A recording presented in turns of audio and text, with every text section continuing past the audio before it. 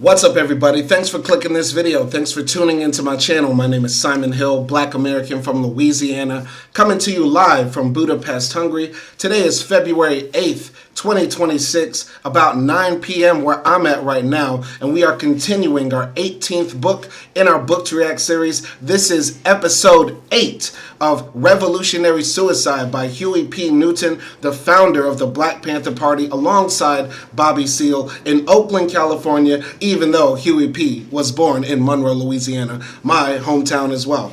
We're running 2 live streams at the same time, so you can watch this on the first live stream where I do it the old school way, where you can see the book on the page, and we also have the vertical stream going as well, where the people can join in. I will be reading comments from both sides. I have both live stream chats open, so if you have anything that you want to say to me, say it with your chest, and I will be giving shout outs to everybody who joins the live stream. So shout out to Javen Schonenbaum, shout out to him as well in the live stream chat. And for today's reading, we will be doing part 4. We will be reading 4 chapters from part 4 of Revolutionary Suicide.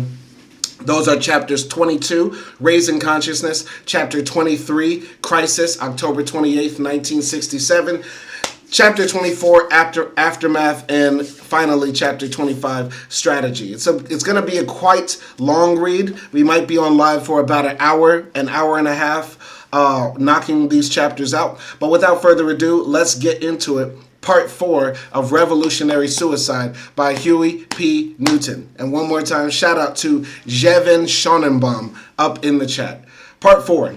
Black men and women who refuse to live under oppression are dangerous to white society because they become symbols of hope to their brothers and sisters, inspiring them to follow their example. Chapter 22. The mobilization of the masses, when it arises out of the war of liberation, introduces into each man's consciousness the ideas of a common cause, of a national destiny, and of a collective history. In the same way, the second phase, that of building up the nation, is helped on by the existence of this cement which has been mixed with blood and anger. Frantz Fanon in The Wretched of the Earth. We have to read The Wretched of the Earth someday, sometime. Anyway, shout out to Alex Wagoo in the chat. Shout out to Edward Mismas in the chat. And shout out to Alex Wagoo as well. Continuing here, we're on chapter 22 of Revolutionary Suicide by Huey P. Newton. Nommo, Swahili for the power of the word. Nommo. Chapter 22, Raising Consciousness. The Black Panthers have always emphasized action over rhetoric, but language, the power of the word, in the philosophical sense, is not underestimated in our ideology. We recognize the significance of words in the struggle for liberation, not only in the media and in conversations with people on the block, but in the important area of raising consciousness. Words are another way of defining phenomenon, and the definition of any phenomenon is the first step to controlling it or being controlled by it. When I read Nietzsche's The Will to Power, I learned much from a number of his philosophical insights. Leftists who read Nietzsche always end up doing great things. I repeat, leftists who read Nietzsche always end up doing great things. This is not to say that I endorse all of Nietzsche, only that many of his ideas have influenced my thinking. Because Nietzsche was writing about concepts fundamental to all men, and particularly about the meaning of power, some of his ideas are pertinent to the way Black people live in the United States. They have had a great impact on the development of the Black Panther philosophy. Nietzsche believed that beyond good and evil is the will to power. In other words, good and evil are labels for phenomenon or value judgments. Behind these value judgments is the will to power, which causes man to view phenomenon as good or evil. It is really the will to power that controls our understanding of something and not an inherent quality of good or evil. Man attempts to define phenomenon in such a way that they reflect the interests of his own class or group. He gives titles or values to phenomenon according to what he sees as beneficial, if it is so to his advantage. Something is called good, and if it is not beneficial, then it is defined as evil. Nietzsche shows how this reasoning was used by the German ruling class, or the German ruling circle, which always defined phenomenon in terms of complementary to the noble class. For example, they use the German word gut, which means godlike or good, to refer to themselves. Nobles were gut or gut, maybe it's pronounced gut, which means godlike. On the other hand, the word villain, used to describe the poor people and serfs who lived outside the great gates of the nobleman's home, suggested the opposite. The poor were said to live in the village, a word that comes from the same root word, Latin villa, as the term villain. So the ruling class, by the power they possessed, defined themselves as godlike and called the people villains, or enemies of the ruling class. Needless to say, when the poor and common people internalized these ideas, they felt inferior, guilty, and ashamed, while the nobles took their superiority for granted. Thought had been shaped by language. Think about that. So the meaning of the word villain is those who live in the villa, similar to how the word peon means those who are so poor they can get peed on, as my father told me. But think about that. Rich people back in the day in Germany called themselves gut, as in godlike or good, and the people who lived outside of the gates in the villas were villains, meaning like the enemies, right? Which is very interesting now because rich people now all have villas and poor people now have to live in the gates of the city walls. Oh, how things have switched, but still somehow remain the same. Giving a shout out to everybody up in the comment section. Shout out to Shaquarius Johnson. Shout out to Jevin Schonenbaum. And shout out to everybody else up in the chat supporting us reading Revolutionary Suicide by Huey P. Newton, one of the great founders of the Black Panther Party, one of our ancestors. Continuing here, we have seen the same thing in the United States, where over a period of time, the adjective black became a potent word in the American language, pejorative in every sense. We were made to feel ashamed and guilty because of our biological characteristics, while our oppressors, through their whiteness, felt noble and uplifted. In the past few years, however, and it has only been a few years, the rising level of consciousness within our black communities has led us to redefine ourselves. People once ashamed to be called black now gladly accept the label, and our biological characteristics are sources of pride. Today we call ourselves black people and wear natural hairstyles because we have changed the definition of the word black. This is an example of Nietzsche's theory that beyond good and evil is the will to power. Or I think also Foucault called this the power to define. If you have the power is having the ability to define. I think that's also from Foucault or Adorno. But it's very interesting. Think about if 1,000 years from now, or maybe even sooner, who knows, the rich people are all black and the poor people are called white. Or being good is called you are being black in your character, and being bad is called you have a white heart. You know what I'm saying? Who knows what language might evolve into, how cultures might change. Who knows what it might be. But giving a shout out to Kevin French up in the chat, and shout out to Brianna up in the chat. She asked, what's my favorite color? My favorite color to wear is yellow or gold. My favorite color to look at, I would say in general, is purple, like a dark purple like my tie. Very good question. All right. No speed limit says, are you an attorney? I wish. Continuing here. So, in the early days of the Black Panthers, we tried to find ways to make this theory work in the best interest of black people. Words could be used not only to make blacks more proud, but to make whites question and even reject concepts they had always unthinkingly accepted. One more time. Words could be used not only to make blacks more proud, but to make whites question and even reject concepts they had always unthinkingly accepted. One of our prime needs was a new definition for policeman. A good descriptive word, one the community would accept and use, would not only advance black consciousness, but in effect control the police by making them see themselves in a new light. We thought up new terms for them. At first, I figured that the reverse of God, dog, would be a good epithet, but it did not catch on. We tried beast, brute, and animal, but none of them captured the essential quality we were trying to convey. One day, while working on the paper, Eldridge showed us a postcard from Beverly Axelrod. On the front was the slogan, "Support your local police." There was a sheriff's star above the phrase, and in the center of the star, a grinning, slobbering pig. It was just what we were looking for. We began to show policemen as pigs in our cartoons, and from time to time use the word. Pig caught on. It entered the language. So once again, you know my favorite slogan on this channel, fuck the police. Fuck the police. Fuck all police. All police are bastards. All police are pigs. And yes, shout out to Huey P. Newton and the Black Panther Party for bringing us this phrase, adding it into our lexicon. Fuck all police. All police are pigs. I wish they thought of an acronym too. Police instigate, grandiose savagery or something like that. Police instigate grandiose savagery or something more clever than that.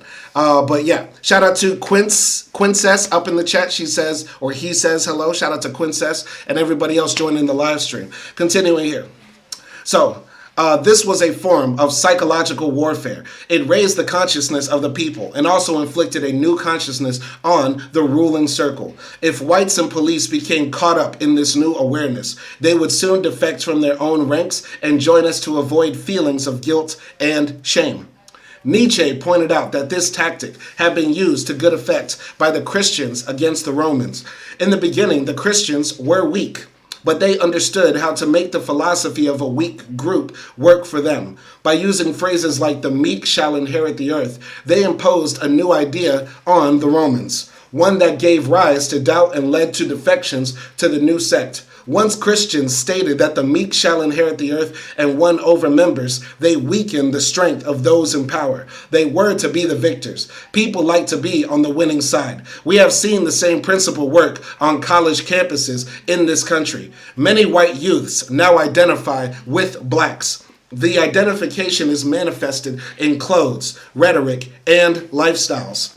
Thus, even though we came to the term pig accidentally, the choice itself was calculated.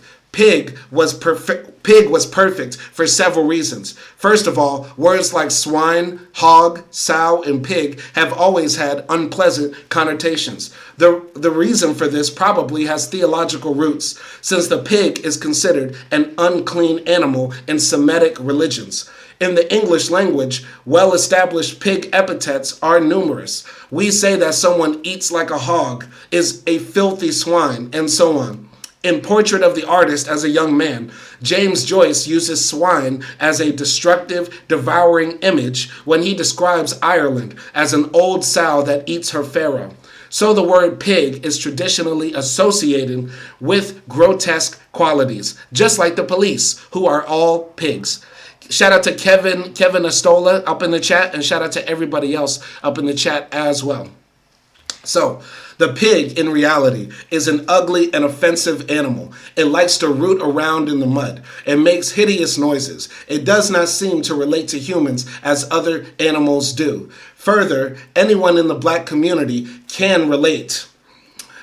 Anyone in the black community can relate to the true characteristics of the pig because most of us come from rural backgrounds and have observed the nature of pigs. Many of the police, too, are hired right out of the South and are familiar with the behavior of pigs. They know exactly what the word implies. To call a policeman a pig conveys the idea of someone who is brutal, gross, and uncaring. And for anybody out there who is, back the blue or pro-police, basically you love licking boots, remember, Huey P. Newton is writing this in the early 70s, where until maybe the late 80s, it was very common for police in America to handcuff and arrest young black men and call them all sorts of racial slurs in the back of police cars and abuse them in the interrogation rooms while saying all types of negative words to them. The N-word is just the bare minimum, scratching the surface. Imagine getting beat up by two big policemen and they're calling you everything but a child of God because of your blackness. And Huey P is saying we're going to call the police pigs. You get what I'm saying? So Shout out once again to Huey P for calling the devil by his name. Pig has another point in its favor. In racial terms, pig is a neutral word. Many white youths on college campuses began to understand that or what the police were really like when their heads were broken open during demonstrations against the draft in the Vietnam War. This broadened the use of the term and served to unify the victims against their oppressors. Even though white youths were not victimized in the same way or to the same extent that we were, they nonetheless became our allies against the police. In this case, the ruling class was not able to set the victims against each other, as the racists in the South had done by setting poor whites against blacks. All right. Shout out to everybody up in the chat. I got to fix the camera real quick. Okay. Shout out to Corn Plum 80. Shout out to Nick. Shout out to KC. And yeah, shout out to everybody else up in the comment section. All right. So our greatest victory, however, lay in the effect of the police themselves. They did not like to be called pigs, and they still do not. Ever since the term came into use, they have conducted a counter campaign by using slogans like "pigs are beautiful" and wearing pigs are beautiful and wearing pig pins, but their effort has failed. Our message, of course, is that they do not want to be pigs, then they ought to stop their brutalization of the victims of the world. No slogan will change the people's opinion. A change in behavior is the only thing that will do it. Okay? So, hold on one second.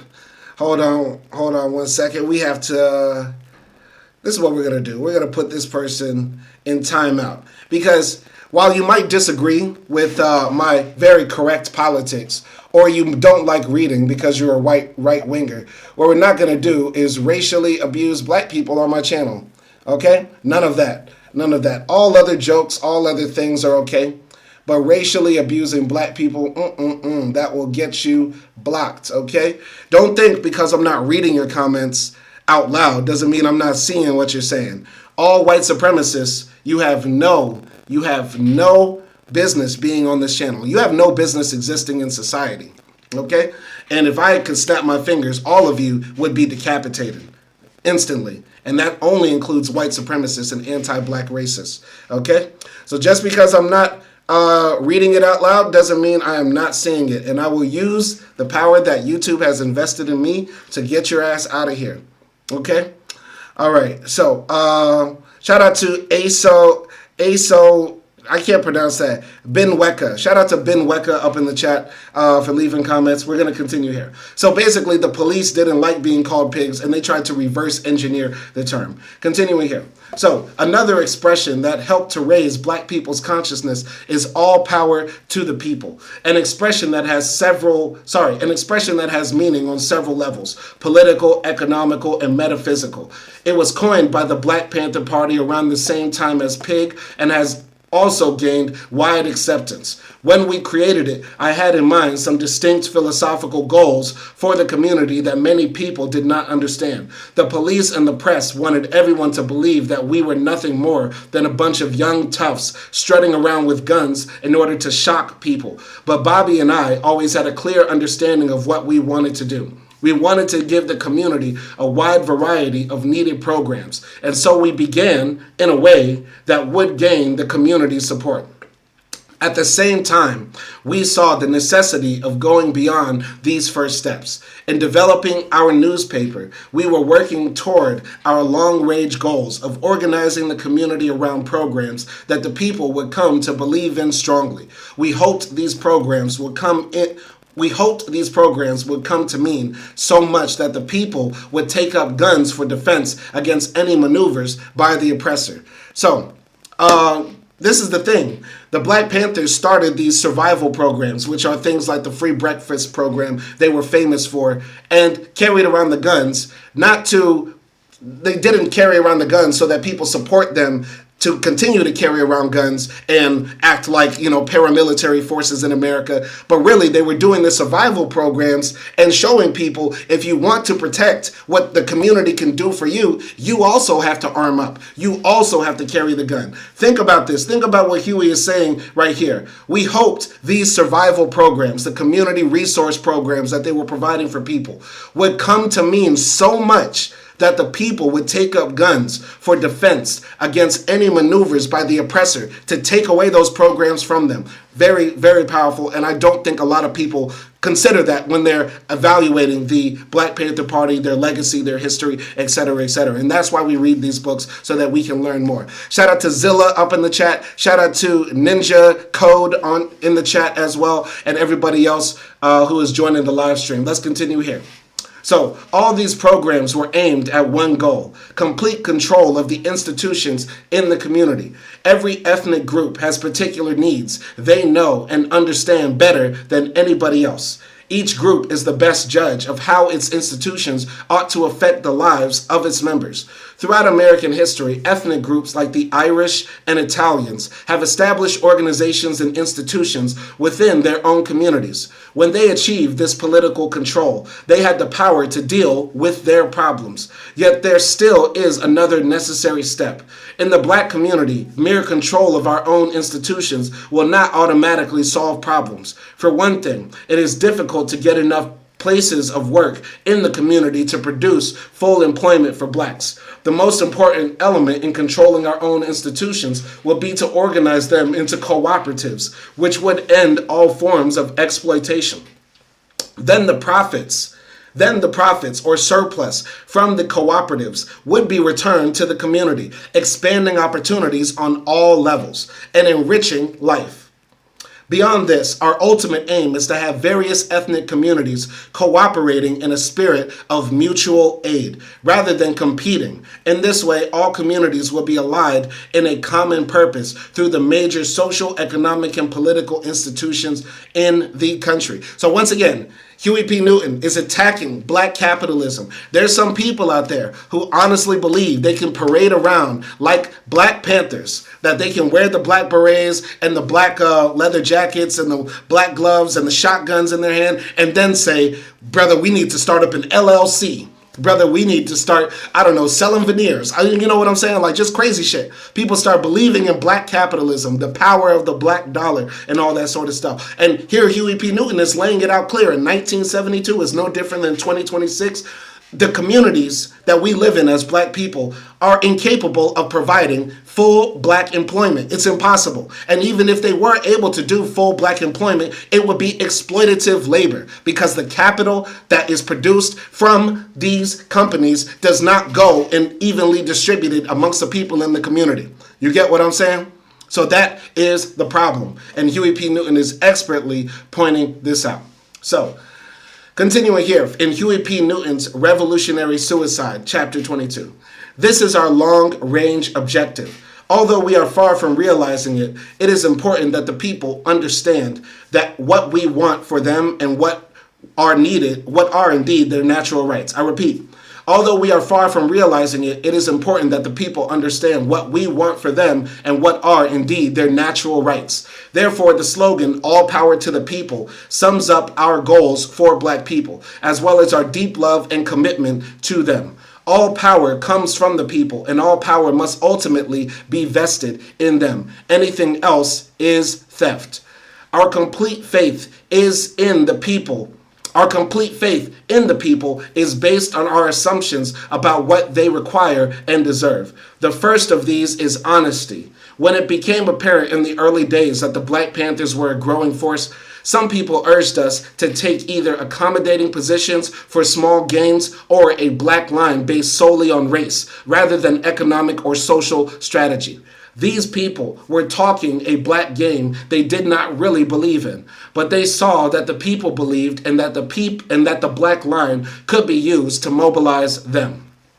We resisted. To us, it was both wrong and futile to deceive the people. Eventually, we would have to answer to them.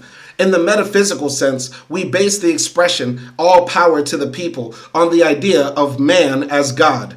I have no other God but man, and I firmly believe that man is the highest or chief good. If you are obliged or obligated to be true and honest to anyone, it is to your God. And if each man is God, then you must be true to him. If you believe that man is the ultimate being, then you will act according to your belief.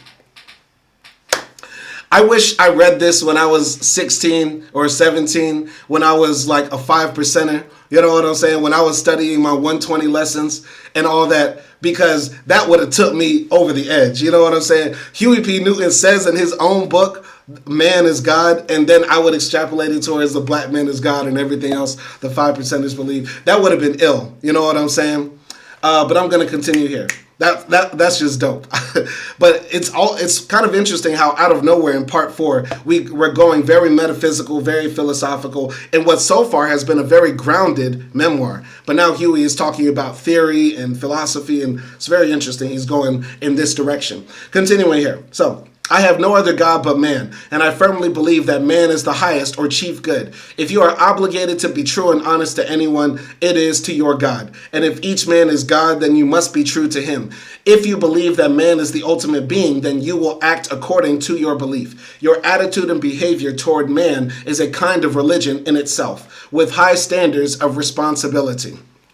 It was especially important to me that I explored the Judeo-Christian concept of God, because historically that concept has had an enormous impact on the lives of black people in America. Their acceptance of the Judeo-Christian God and religion has always meant submission and an emphasis on the rewards of the life hereafter as relief for the suffering of the present. Christianity began as a religion for the outcast and oppressed. While the early Christians succeeded in undermining the authority and confidence of their rulers and rising up out of slavery, the Afro-American experience has been just the opposite. Already a people in slavery, when Christianity was imposed upon them, the blacks only assumed another burden, the tyranny of the future, the hope of heaven and fear of hell. Christianity increased their sense of hopelessness. It also projected the idea of salvation and happiness into the afterlife, where God would reward them for all their sufferings on this earth. Justice would come later in the promised land, so they say. All right. Shout out to everybody up in the comments. Shout out to Looking Glass. Shout out to Da Wizard. Shout out to Zilla. Shout out to everybody up in the comments who is making a lot of noise. I appreciate this. I appreciate the conversation right now. I appreciate all the people doing the engagement. Shout out to all of you. Shout out to Zilla. Shout out to Looking Glass, everybody else. All right, continuing here. Revolutionary Suicide, Chapter 22, Huey P. Newton's memoir. So, the phrase, all power to the people, was meant to turn this around, meaning people's belief in a hereafter, God, heaven, hell, all that sort of stuff. All power to the people was meant to convince black people that their rewards were due in the present, that it was in their power to create a promised land here and now. The Black Panthers have never intended to turn black people away from religion. We want to encourage them to change their consciousness of themselves and to be less accepting of the white man's version of God. The God of the downtrodden, the weak, and the undeserving. We want them to see themselves as the called, the chosen, and the salt of the earth. Even before we coined the phrase, I had long thought about the idea of God. I could not accept the biblical version. The Bible is too full of contradictions and irrationality. Either you accept it and believe, or you do not. I could not believe. I have arrived at my understanding of what is meant by God through other means, through philosophy, logic, and semantics. My opinion is that the term God belongs to the realm of concepts, that it is dependent upon man for its existence. If God does not exist unless man exists, then man must be here to produce it.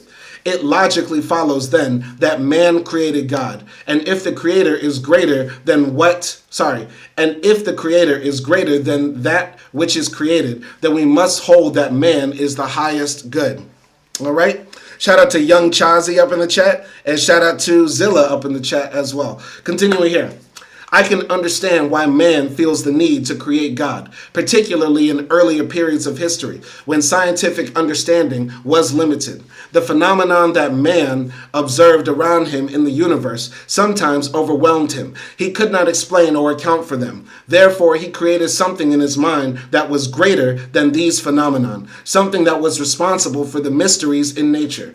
But I think that when man clings to the idea of a God whom he has created and placed in the heavens, he actually reduces himself and his own potential. The more he attributes to God, the more inferior he becomes, the less responsible for his own destiny. He says to God, I am weak, but thou art mighty, and therefore accepts things as they are, content to leave the running of the world to a supernatural force greater than himself.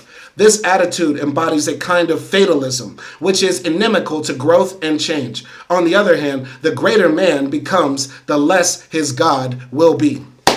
I mean, that's the way I was thinking when I was 16, 17. You know what I'm saying? I was an atheist who then went on to become a 5%er and then converted to Sunni Islam, was a traditional, very practicing Muslim for many years of my life. And then, I'm sort of at this point where I still believe in God. I still believe in the Prophet, sallallahu alaihi wasallam, but I'm more on a distant journey. I'm on a distant journey where I still keep God in my heart and in my mind. But as far as the practicing of religion, I don't find it that useful for me to be a better person. Though I do believe if you were to follow all the tenets of Islam, you know what I'm saying, you're going to be an all-around better person. No drinking, no swearing, being kind. You know what I'm saying? Being thoughtful, being learned, you know what I'm saying? Being a good Muslim is being a good human being, in my honest opinion. But I don't want Islamic government. I don't want an Islamic society. I don't want people's lives determined by a religious book that some people believe in and some other people don't. You know what I'm saying? And I'm more dedicating my life, you know what I'm saying, to towards political action, the struggle, being involved in, making this world a better place for the here and now. And people can worry about their souls in the hereafter on their own personal time. You know what I'm saying? But that's the end of chapter 22. Very interesting, a very philosophical chapter where Huey talks a lot about the origin of the word pig, why they call the police pigs, all power to the people. Now we're going to go to chapter 23. It's titled Crisis, October 28th, 1967. So, when I was convicted of assaulting Odell Lee in 1964, the court sentenced me to 3 years probation under condition that I serve 6 months in the county jail. After release, I reported regularly to my probation officer all through the months that we founded the Black Panther Party and began our work in the community. The probation officer was better than average, really a pretty nice guy, intelligent and fair, and we got along well. Nonetheless, I was relieved when he told me early in October 1967 that my probation would end on October 27th and parole begin. One of the requirements of parole was that I avoid some parts of Berkeley. In any case, no more reporting. October 27th was going to be a very special day, and my girlfriend, Laverne Williams, and I agreed that we would celebrate the occasion. On the afternoon of October 27th, I was scheduled to speak at a forum on the future of the Black Liberation Movement, sponsored by the Black Student Union of San Francisco State College. Requests for speaking engagements have been coming in frequently since the end of the summer. The Sacramento publicity prompted a number of college groups to ask for an explanation of our approach to the problems of blacks. They were also interested in hearing why we oppose spontaneous rebellions in black communities and how we viewed the recent riots in Newark and Detroit. Bobby was in jail, and I was filling as many of these requests as possible, even though I am not very good at talking to large groups, nor do I enjoy it. Abstract and theoretical ideas interest me most, but they lack the rhetorical fire to hold audiences. I went to San Francisco State anyway because I was eager to increase our contacts with black college students. Sharing the platform with me that afternoon was Dr. Harry Edwards, the sociology professor from San Jose State College, who was organizing the Olympic boycott by black athletes. Shout out to Kareth J up in the comment section.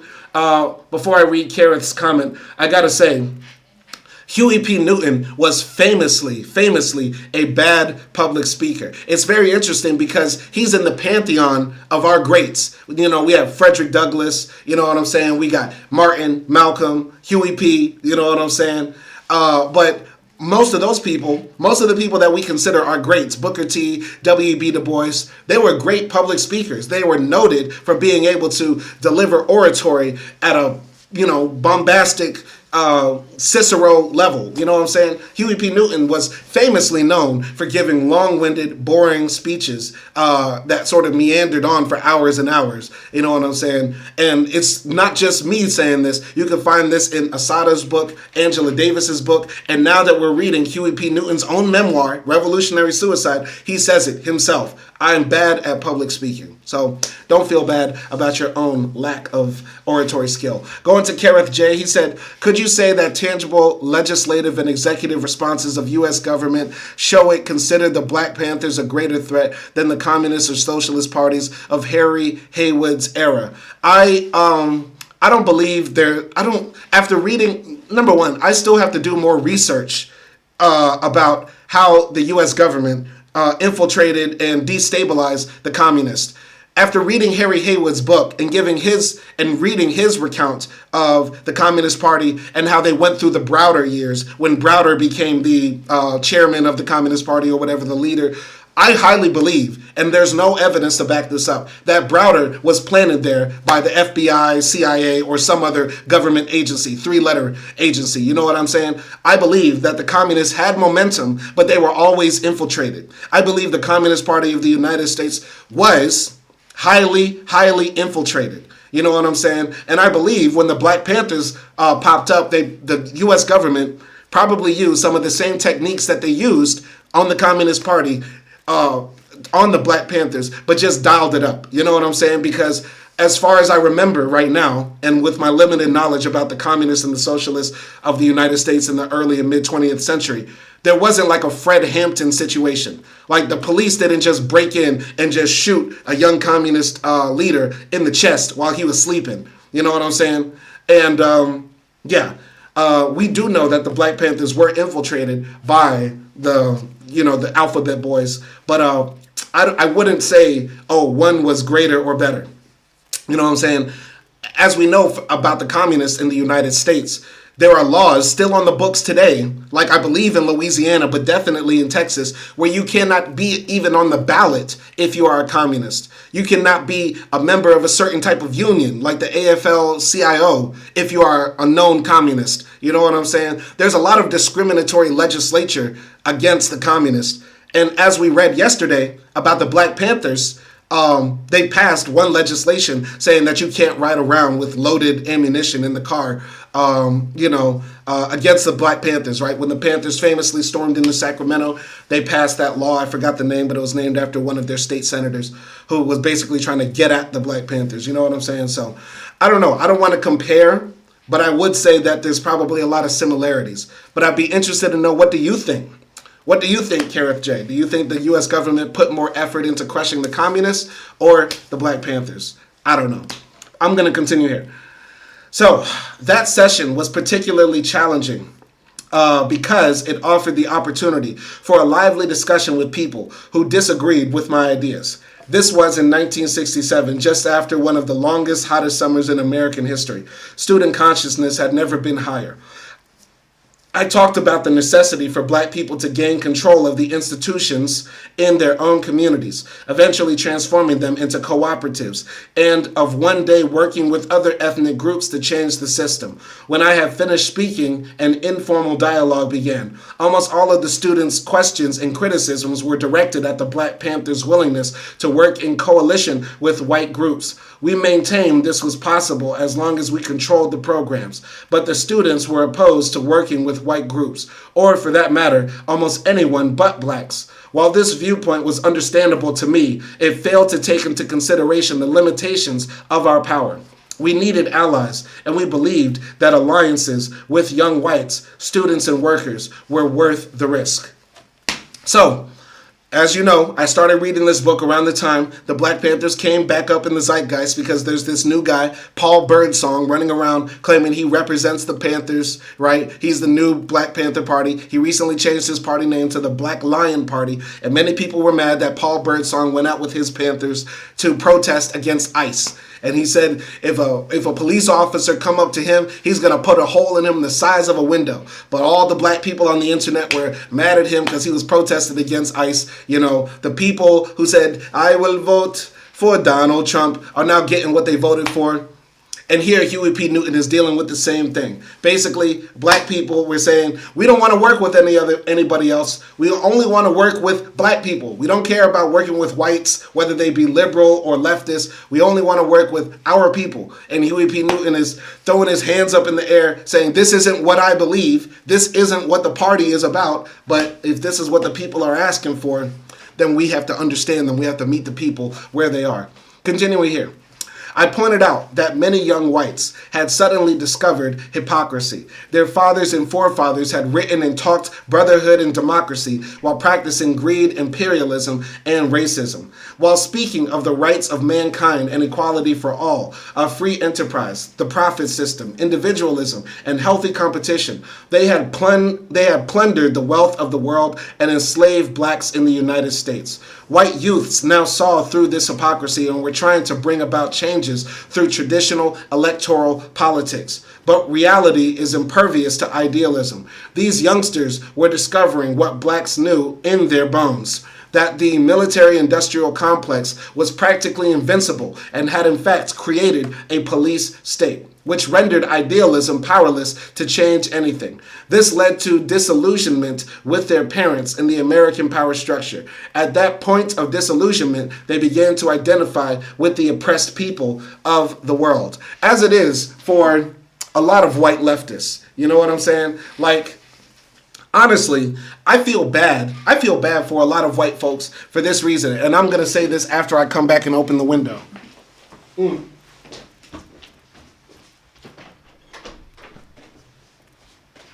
All right.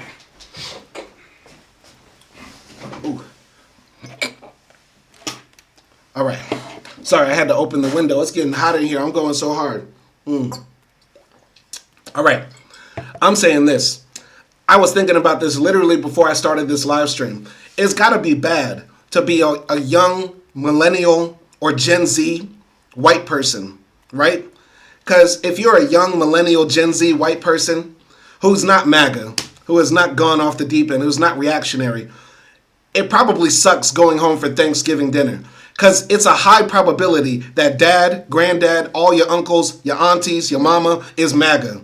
So if you're a young white millennial who still has sense, who still has sanity, who sees that the president is a pedophile, corrupt, sick bastard, right? And hasn't bought into all the Newsmax and Fox News propaganda and the Facebook AI racist bullshit that gets fed to them. If you're a young white millennial, you go home and it's terrorism. If you're a young black man, woman, who is a millennial or Gen Z, and you go home for Thanksgiving, it's just like it's 1999. Everybody's chilling. You ain't got to argue with your uncle that maybe the Somalis aren't, eating cats and dogs or whatever bullshit they now believe in the MAGA world. You know what I'm saying? It sucks being white, millennial, Gen Z, and liberal because your parents are probably fucking retarded. Your parents are probably fucking retarded.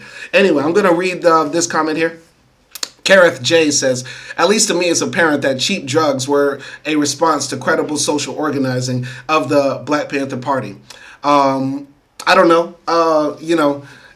We all know that the government dropped them bales of crack. Who taught you how to cook crack? The CIA. You know what I'm saying? I don't know about that. Shout out to AOL America Online. Shout out to AOL America Online up in the comment section. We're going to continue here reading Revolutionary Suicide by Huey P. Newton. When the Black Panthers saw this trend developing of young whites bucking the system, we understood that their dissatisfaction could help our cause. In a few years' time, almost half of the American population would be composed of young people. If we developed strong and meaningful alliances with white youth, they would support our goals and work against the establishment. Everywhere I went in 1967, I was vehemently attacked by black students for this position. Few could present opposing objective evidence to support their criticisms. The reaction was emotional. All white people were devils. They wanted nothing to do with them. I agreed that some white people could act like devils, but we could not blind ourselves to a common humanity. More important was how to control the situation to our advantage. These questions would not be answered overnight or in a decade, and time again, the students and I went for hours getting nowhere. We talked right past each other. The racism that dominated their lives had come between us, and rational analysis was the victim. When I left San Francisco that afternoon, I reflected that many of the students who were supposedly learning how to analyze and understand phenomena were in fact caught up in the same predicament as the prisoners in Plato's cave allegory. Even though they were in college, they were still prisoners in the cave of exploitation and racism that black people have been subjected to for centuries. Far from preparing them to deal with reality, college kept their intellects in chains. That afternoon, I felt even more strongly that the party would have to develop a program to implement point 5 of our program, a true education for our people. Okay? So, shout out to AOL, America Online. What Huey P just said here is very pertinent and very important, because I feel like if you're a black person who has thought deep and long about the state of our people, whether it be in a specific country in the Americas, in the diaspora, in part of Europe, wherever you are in the world, or on the continent, you've gone through that phase where you just said, damn, whites are just basically the devil. You know what I'm saying? The white man is the devil. But then when you leave the cave, like Huey P. Newton analogizes here,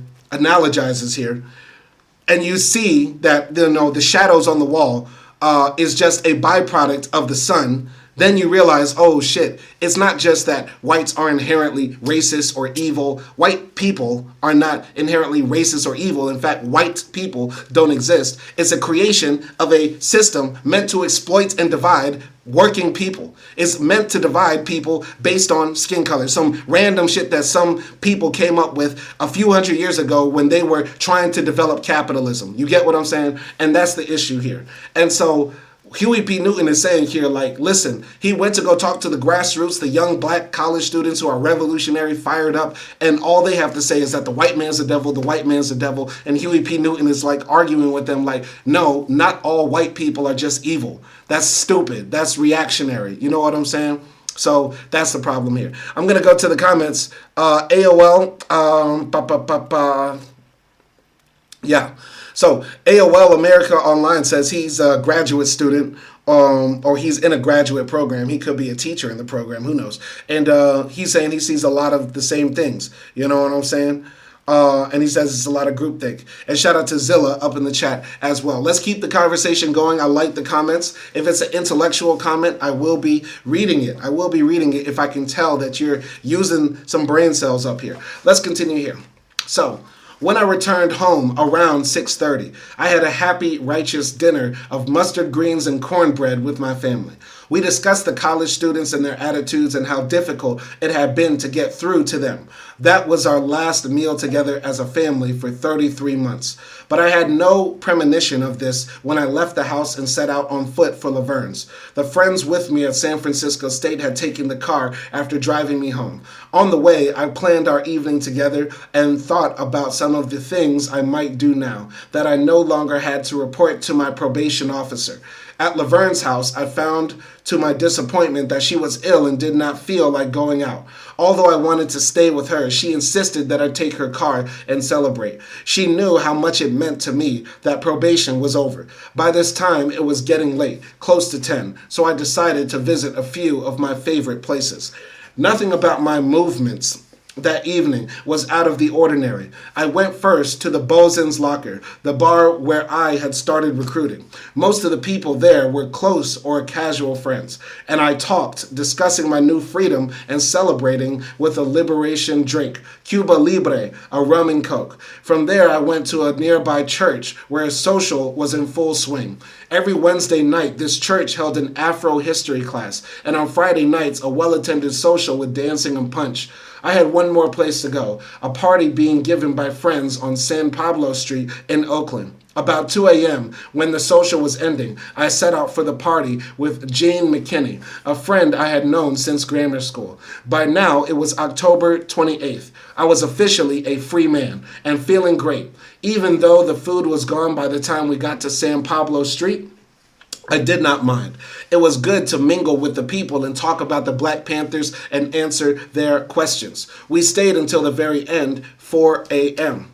Then Gene McKinney and I headed for 7th Street, the center of the action for West Oakland. There are a number of bars and soul food restaurants on the street, a few nightclubs, and at almost any hour you can find something going on. Some of the restaurants serve up barbecue that is really saying something. Gene and I were hungry, and 7th Street is the place to get righteous soul food. As I turned into 7th Street looking for a parking place, I saw the red lights of a police car in my rearview mirror. I had not realized that I was being tailed or trailed by a policeman, and my initial reaction was, here we go again, more harassment. But having been stopped so many times before, I was ready. The police had a list of the licenses on cars Black Panthers frequently used, so we always expected this. I kept my law book between the bucket seat, and I knew that once I began to read the law to the law enforcer, he would have to let me go. I wondered what his excuse would be this time. I had obeyed all the traffic regulations. I pulled the car over to the curb, and the police officer stopped behind me, remaining in his car for a minute or so. Then he got out and came up to my window. When he got a good look at me, he stuck his head in the window within 6 inches of my face, and said very sarcastically, "Well, well, well, what do we have here? The great Huey P. Newton," said the cracker. I'm sorry, that was me coming out. I'm sorry. So the police said, well, this is the great Huey P. Newton. I made no reply but merely looked him in the eye.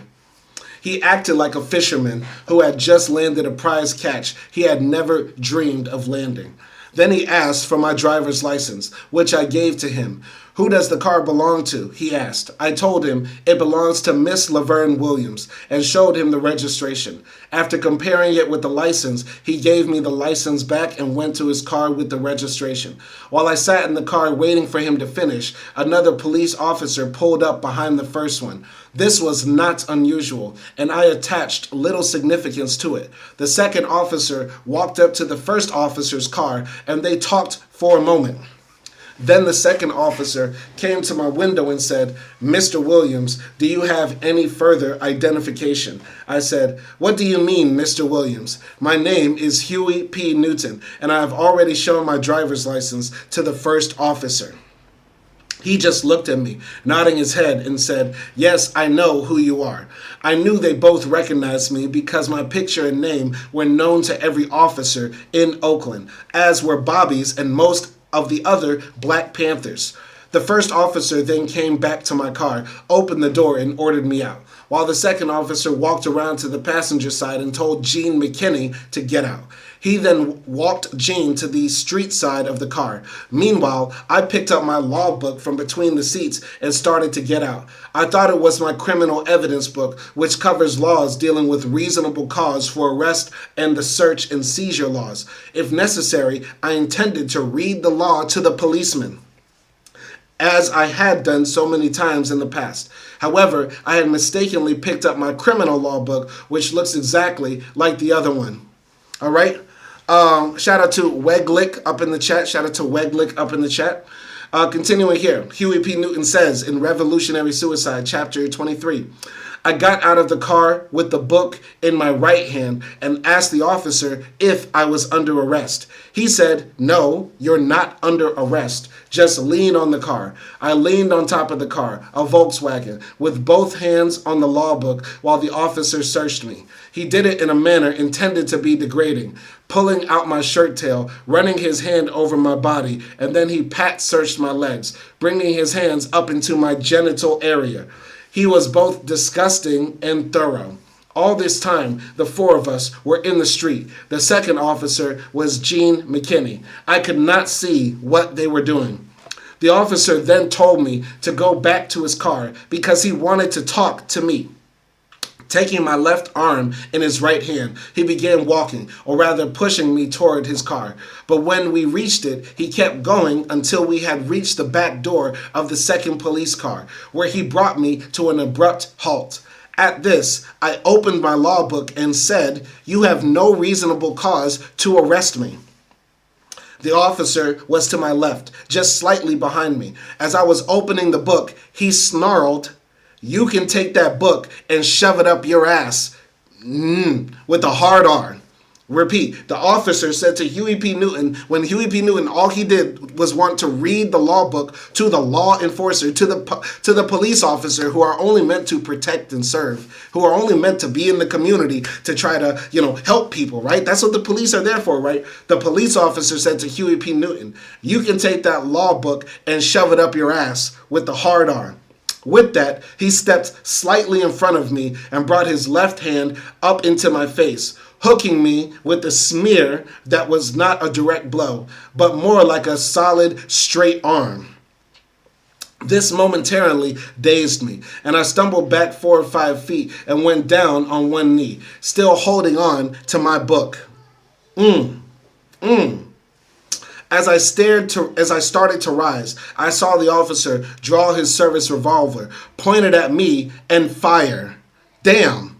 So the officer hits him with a straight arm, like this. The officer puts his straight arm into Huey's face after calling him the hard R, and then pulls his gun out on Huey and fires in his face like that. Damn.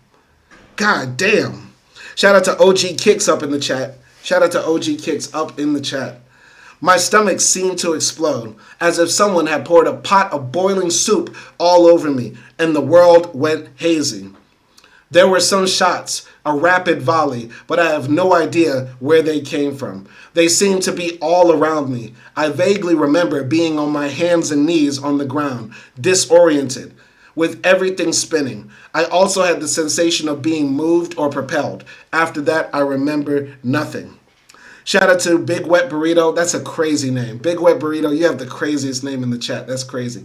Anyway, for the people out there who love police,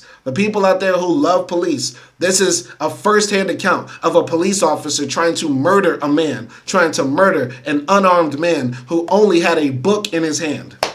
The police officer shot Huey P. Newton in point-blank range when all Huey P. had was a book in his hand. And we know the police officer knew he had a book in his hand because he said, "Take that law book and shove it up your ass." What a sick fuck. Fuck all police. All police are bastards. All police are evil. All police are evil. I repeat. Anyway, that's the end of chapter 23 of Revolutionary Suicide, where Huey recounts his story of getting shot by the police. We're going to go here to chapter 24, and it starts like this. Black brother, think you life so sweet that you will live at any price? Does mere existence balance with the weight of your great sacrifice? Or can it be you fear the grave, enough to live and die a slave? Oh, brother, be it better said, when you are gone and tears are shed, that your death was the stepping stone, your children's children crossed upon. Men have died that men might live. Look every foeman in the eye, if necessary your life give. For something, ere in vain you die. Ray Garfield Dandridge, Time to Die. Beautiful poem. Beautiful poem. I'm not the biggest fan of poetry, but when I read a beautiful poem, you gotta salute that. You gotta salute that. That was dope. Anyway, chapter 24, Aftermath. Long after I was shot, I hovered between consciousness and unconsciousness. I remember some things and have no memory of others. It was a terrifying time. The blood was pounding in my head. Waves of pain engulfed me, and everything around me receded into a vast blur. I lost all sense of minutes and hours. The next thing I recall is arriving at the entrance of Kaiser Hospital, which is about 5 miles from the scene of the shooting. I have no idea how I got there. I remember a platform at the entrance about the height of my waist. It seemed to have no steps leading up to it, and I wondered how I would get up on it. Although I was in excruciating pain, I managed to roll onto the platform. Then I rose and somehow staggered into the hospital, where I asked for a doctor. I do not remember the person I spoke to, but whoever it was would not call a doctor and kept mentioning the police. The time seemed endless, and I grew weaker and weaker. Someone finally helped me into a room and put me on a gurney, and a doctor came at last. As he began to examine the wound in my stomach, the police burst in. Although I was in terrific pain and completely helpless, they grabbed my hands and stretched them above my head, handcuffing them to the gurney on both sides. This pulled and stretched my stomach, causing real agony. Then they began to beat on my handcuffs, already too tight and cutting into my flesh, for more than a year after I had a pinched nerve, where they pounded the steel into my wrists. Before long, the pain in my arms was more intense than the pain in my stomach. It was more than I could stand, and I screamed, begging the doctor, who was watching this, to make the police loosen the handcuffs. He told me to shut up. Damn. There was also a black nurse in the room, and she became very upset, but there was nothing she could do. The police were all around me, hitting me in my face and head, and calling me names. They said I had killed one policeman, John Frey, had wounded another, Herbert Haynes, and that my life was no longer worth anything. You're going to die for this, they promised. If you don't die in the gas chamber, then when you're sent to prison, we'll have you killed there. And if you're acquitted, we'll kill you in the streets. Some of the police spat on me, and I spat back, getting rid of some of the mucus and blood in my throat. Gangster, spitting on police. We approve. That's approved. Spit on police. Spit on your local police officer. All right, continuing here. So, getting rid of some of the mucus and blood in my throat, I spat at the police. Each time they came at me, I spat blood in their faces and over their uniforms. Finally, the doctor put a towel over my mouth, and the police continued their attacks. I was still screaming in pain when I passed out completely. I regained consciousness in Highland Alameda County Hospital in East Oakland, having been moved there because I was not a member of the Kaiser Health Plan. My wound had been treated, and I was in bed with a penile catheter and tubes running into my nose and abdominal area. Machines arranged around the bed removed the excess fluids and mucus from the tubes. The police had awakened me. Whenever I fell asleep, they would wake me up again. I was so heavily drugged for the first few days, it is difficult to remember everything that went on. When I first regained consciousness, I seemed to remember thinking about my situation and wondering if it was hopeless. My fear was not death itself, but a death without meaning.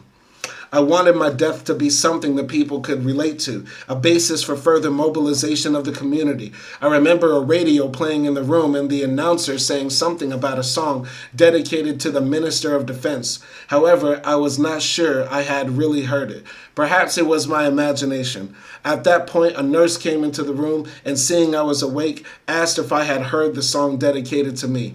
Then I knew that my situation was not hopeless and that the people were relating to the incident. Whatever it was, this gave me much comfort at the time, even though I was in the hands of my oppressors. I knew that the establishment would do everything in its power to destroy me, but this small sign of community response helped me to begin to deal with the police in my room. During this time this was happening, I kept waking up and drifting back to sleep. I soon discovered that my feet were shackled, the chains connecting one ankle to the other, with both fastened to the bed. It was a strange feeling to wake up and find your feet in chains. At first, I wondered if I was having a nightmare, but then I remembered the officer drawing his service revolver and the scene at the Kaiser Hospital. And I decided it was no dream. I really was shackled, and police were there guarding me. They meant to kill me, as they had long wanted to do, and as the officer who shot me had attempted to do. Under the circumstances, my survival was a miracle. Shortly after the incident, I received a letter from a physician, Dr. Aguilar, which was printed in the Black Panther newspaper, and it read something like this. I can remember nothing in my medical training which suggested that in the care of an acute abdominal injury, severe pain and hemorrhage are best treated by manacling the patient to the examining table in such a way that the back is arched and belly tensed. Yet this is precisely the picture of current large in the foreground of the same picture, so large as to suggest a caricature, was a police officer. Could it have been he who distracted the doctor in charge of the case to position the patient in this curious way? Unusual as it was, this picture probably did not disrupt very much the pleasant weekend enjoyed by my neighbors, nor disturb more than momentarily the consciences of my medical colleagues. To me, upon whose mind's eye it is permanently engraved, this photograph is a portentous document of modern history. It represents an end and a beginning. Further, for me, there has been enough of listening, of reading, of pondering. The time has now come to speak, to act, to fight back. I have read essays written by the patient, Huey P. Newton. I have heard him patiently and painstakingly articulating his ideas and his hopes to a parade of questioners. Hour after hour, he continues to address the convinced and the unconvinced alike, without malice. I have listened to him paraphrasing the concepts set forth in Dr. Fanon's books in a dozen brilliantly succinct sentences.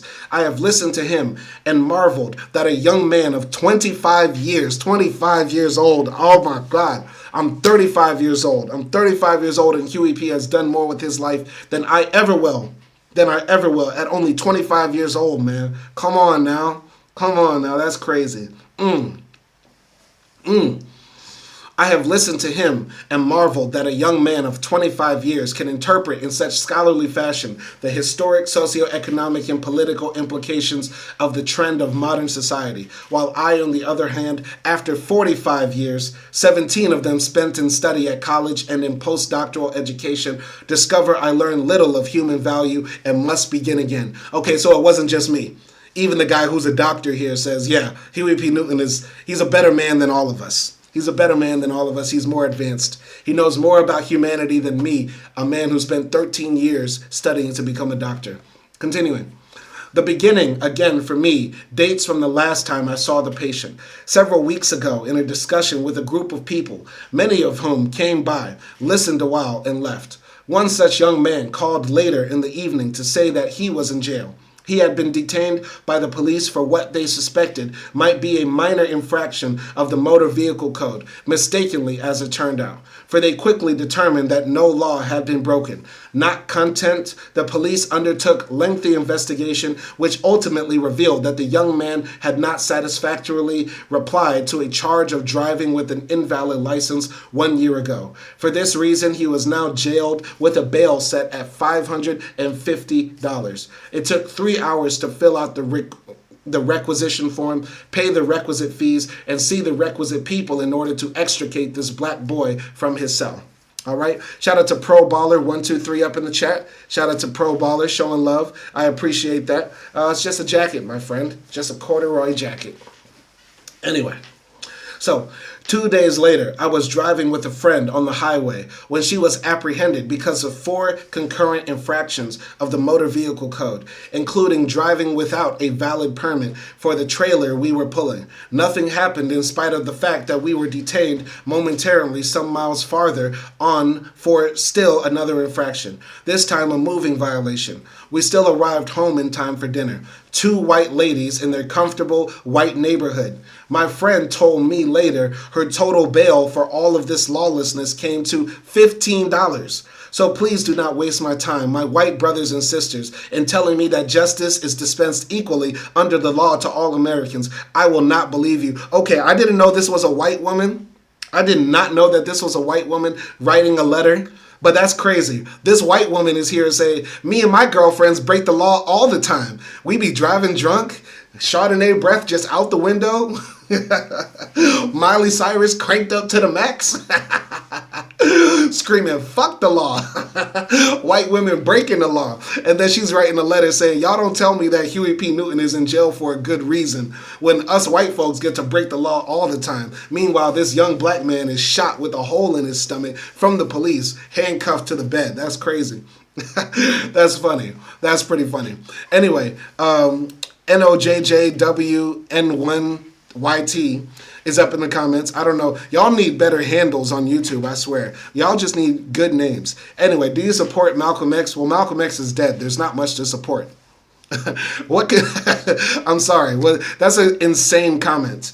I have no idea how to respond to that comment. Do you support Malcolm X? Support him in what? Support him in being digested? Support him in his decomposition? What am I supposed to say? Do you support Malcolm X? I don't know. Do you support George Washington? No, what is that's an insane comment. Anyway, I'm gonna continue reading here. So, I apologize, Mr. Newton, for any aggravation of suffering inflicted upon you during the course of treatment of your injuries. I apologize for the subhuman conditions and horrors of the ghetto in which an immoral political and social system makes it inevitable that men like you are gunned down in the streets of your own town. Signed, Mary Jane Aguilar, medical doctor. Now that's a white woman. Now that's a white woman who's an ally. That's how you do allyship. Say you and your girlfriends be breaking the law all the time. That's funny as hell. I'm sorry. So I'm going to continue here. So Huey P. Newton says in Revolutionary Suicide, all the time I was in the hospital, the police did their best to exhaust me. Every time I dropped off, they kicked the bed or shook me. One of them held a sawed-off shotgun up to my face, warning me that it was going to go off accidentally. Another showed me a razor blade and threatened to cut the tubes and let me suffocate. One of them predicted I would commit suicide by pulling the tubes out of my nose. Sometimes they even moved the tubes. They told me I was going to burn. They repeated their threat that I would be gassed in the little green chamber in San Quentin. If I escaped, they said, they would have me killed. They even took bets among themselves on whether I would get the gas chamber or life in prison. They made remarks like, the hard R, the N-word, is going to die. He's done for now. He's going to die in the gas chamber, said the police. Said the police. All right? Kareth J is in the comments. He said, seriously though, as a black middle-class old head, the collared shirt and tie and a level of panache to your discourse adds a level of panache to your discourse. I appreciate that, sir. You know, I know I'm very young in face and feature, but I'm 35 years old, so I'm trying to dress my age, you know what I'm saying? So just wearing the button down every now and then, or at least making myself presentable. And I know a lot of the times for black men, it's all about respectability politics online. You know what I'm saying? It's all about respectability politics online. Because when I wear my hoodies, when I wear t-shirts, when I wear other shit, people don't actually pay attention to what I'm saying.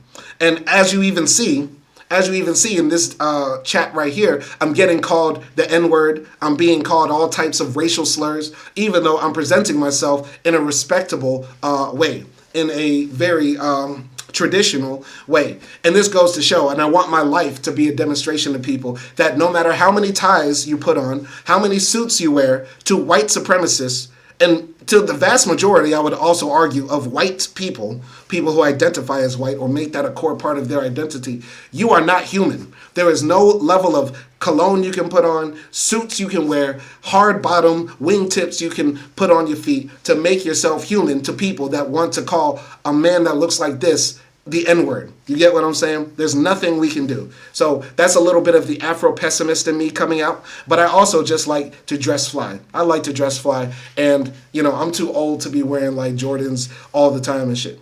Okay? Kareth J said, did you lose weight too? Damn, y'all calling me fat. Y'all calling me fat online. Ain't that something? No, I probably did not lose weight, though I did buy a treadmill for the house. I bought a treadmill for the house, and I've been walking during my English classes. NOJW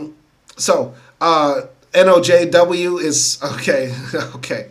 Kareth J, yeah, sad but true about respectability politics. Shout out to NOJW up in the comments section. Let's continue reading Revolutionary Suicide by Huey P. Newton. Continuing here. So, Huey says, I never replied to the physical threats against my life from the police, but I did complain to the nurses about the abuse. The supervisor of nurses paid a visit, smiled at the police apologetically, and asked them if they were bothering me.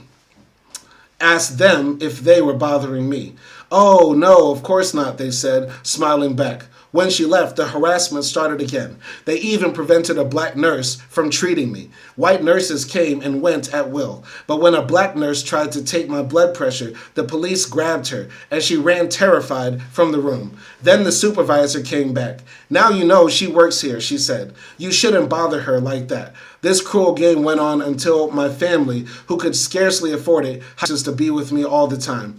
Things improved then because the nurses watched the police and made them leave me alone. All right? From the moment my family heard about the incident, they did everything to help me. They had rushed to Kaiser Hospital and stayed close by me while I underwent surgery.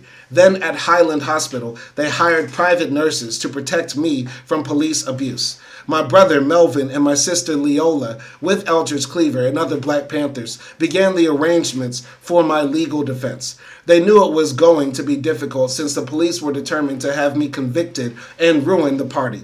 To the police, it was a golden opportunity. Bobby was in jail, and they had what looked to be an open and shut case against me. The efforts of my family to get me the best legal help soon brought encouraging results. One afternoon, after I had been in Highland Hospital a few days, I heard a commotion outside my door. The police were trying to keep out someone, a woman, who was determined to come in, and she was raising all kinds of hell. It was Beverly Axelrod, the lawyer who had done so much to get Eldridge Cleaver out of prison, and with her was a black attorney. Because I was still so weak, Beverly did not stay long that day, just long enough to assure me that every effort was being made to find the best lawyer to fight my case. Lady, aren't you a lawyer? Why aren't you out here fighting for my case? How are you going to come in and be one of the top lawyers in the country and say, "Oh, Huey, we're out here finding the best lawyer for you"? Bitch, you better help me. I'm sorry. Okay, I'm sorry. Anyway, Beverly felt it was too big and difficult a case for her. Yeah, right. But I sensed in her someone who would stand by me, no matter what the cost. Beverly has never betrayed that confidence. Most of the time, I have never thought of her as a white person. Politically, she is left-wing, but more important, she is a generous and open human being, capable of growth and change. I have known her now for many years, and often in the past, I had discovered, while talking to her, that she had certain unconscious racist ways of looking at things. Whenever this was pointed out to her, she would examine her attitude and deal with them in ways that changed her life. Now, that's a good ally. That's a good ally. That's how I wish all white people were.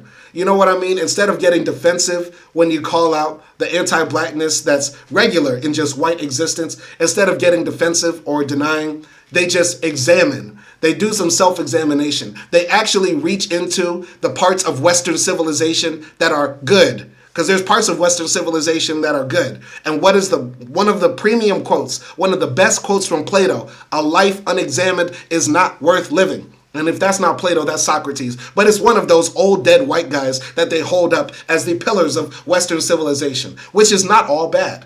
But if you do not live and examine life, your life is not worth living. And that's why white supremacists should kill themselves. They should all commit suicide. Revolutionary suicide.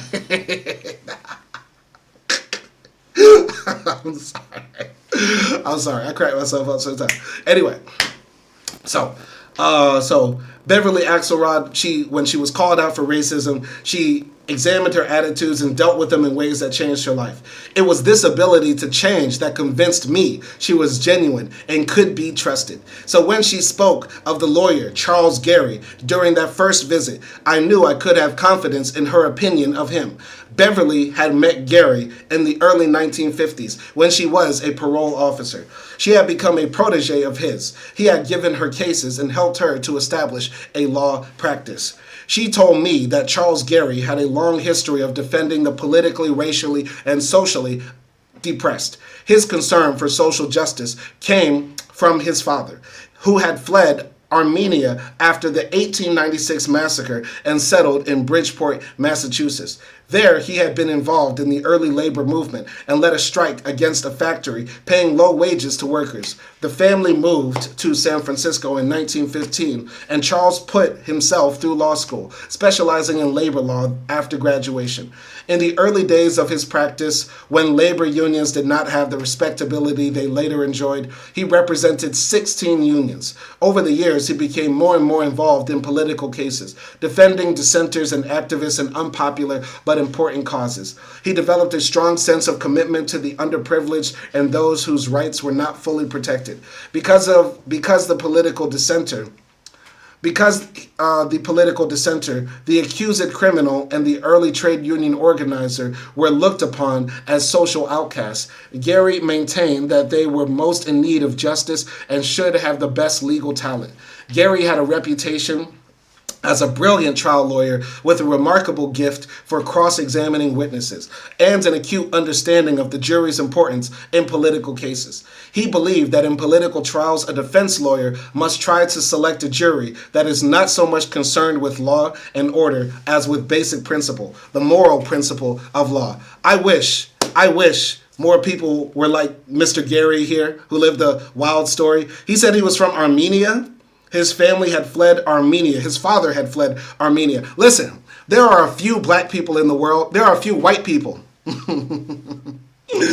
Okay, there are a few white people in the world. There are a few white people in the world who relate to black people. And I'm going to say, and there's a lot of problematic white people. There are a lot of problematic white people. But the best of the whites usually come from these communities. The best of the whites usually come from these communities. The Armenians, the Irish, the Jews.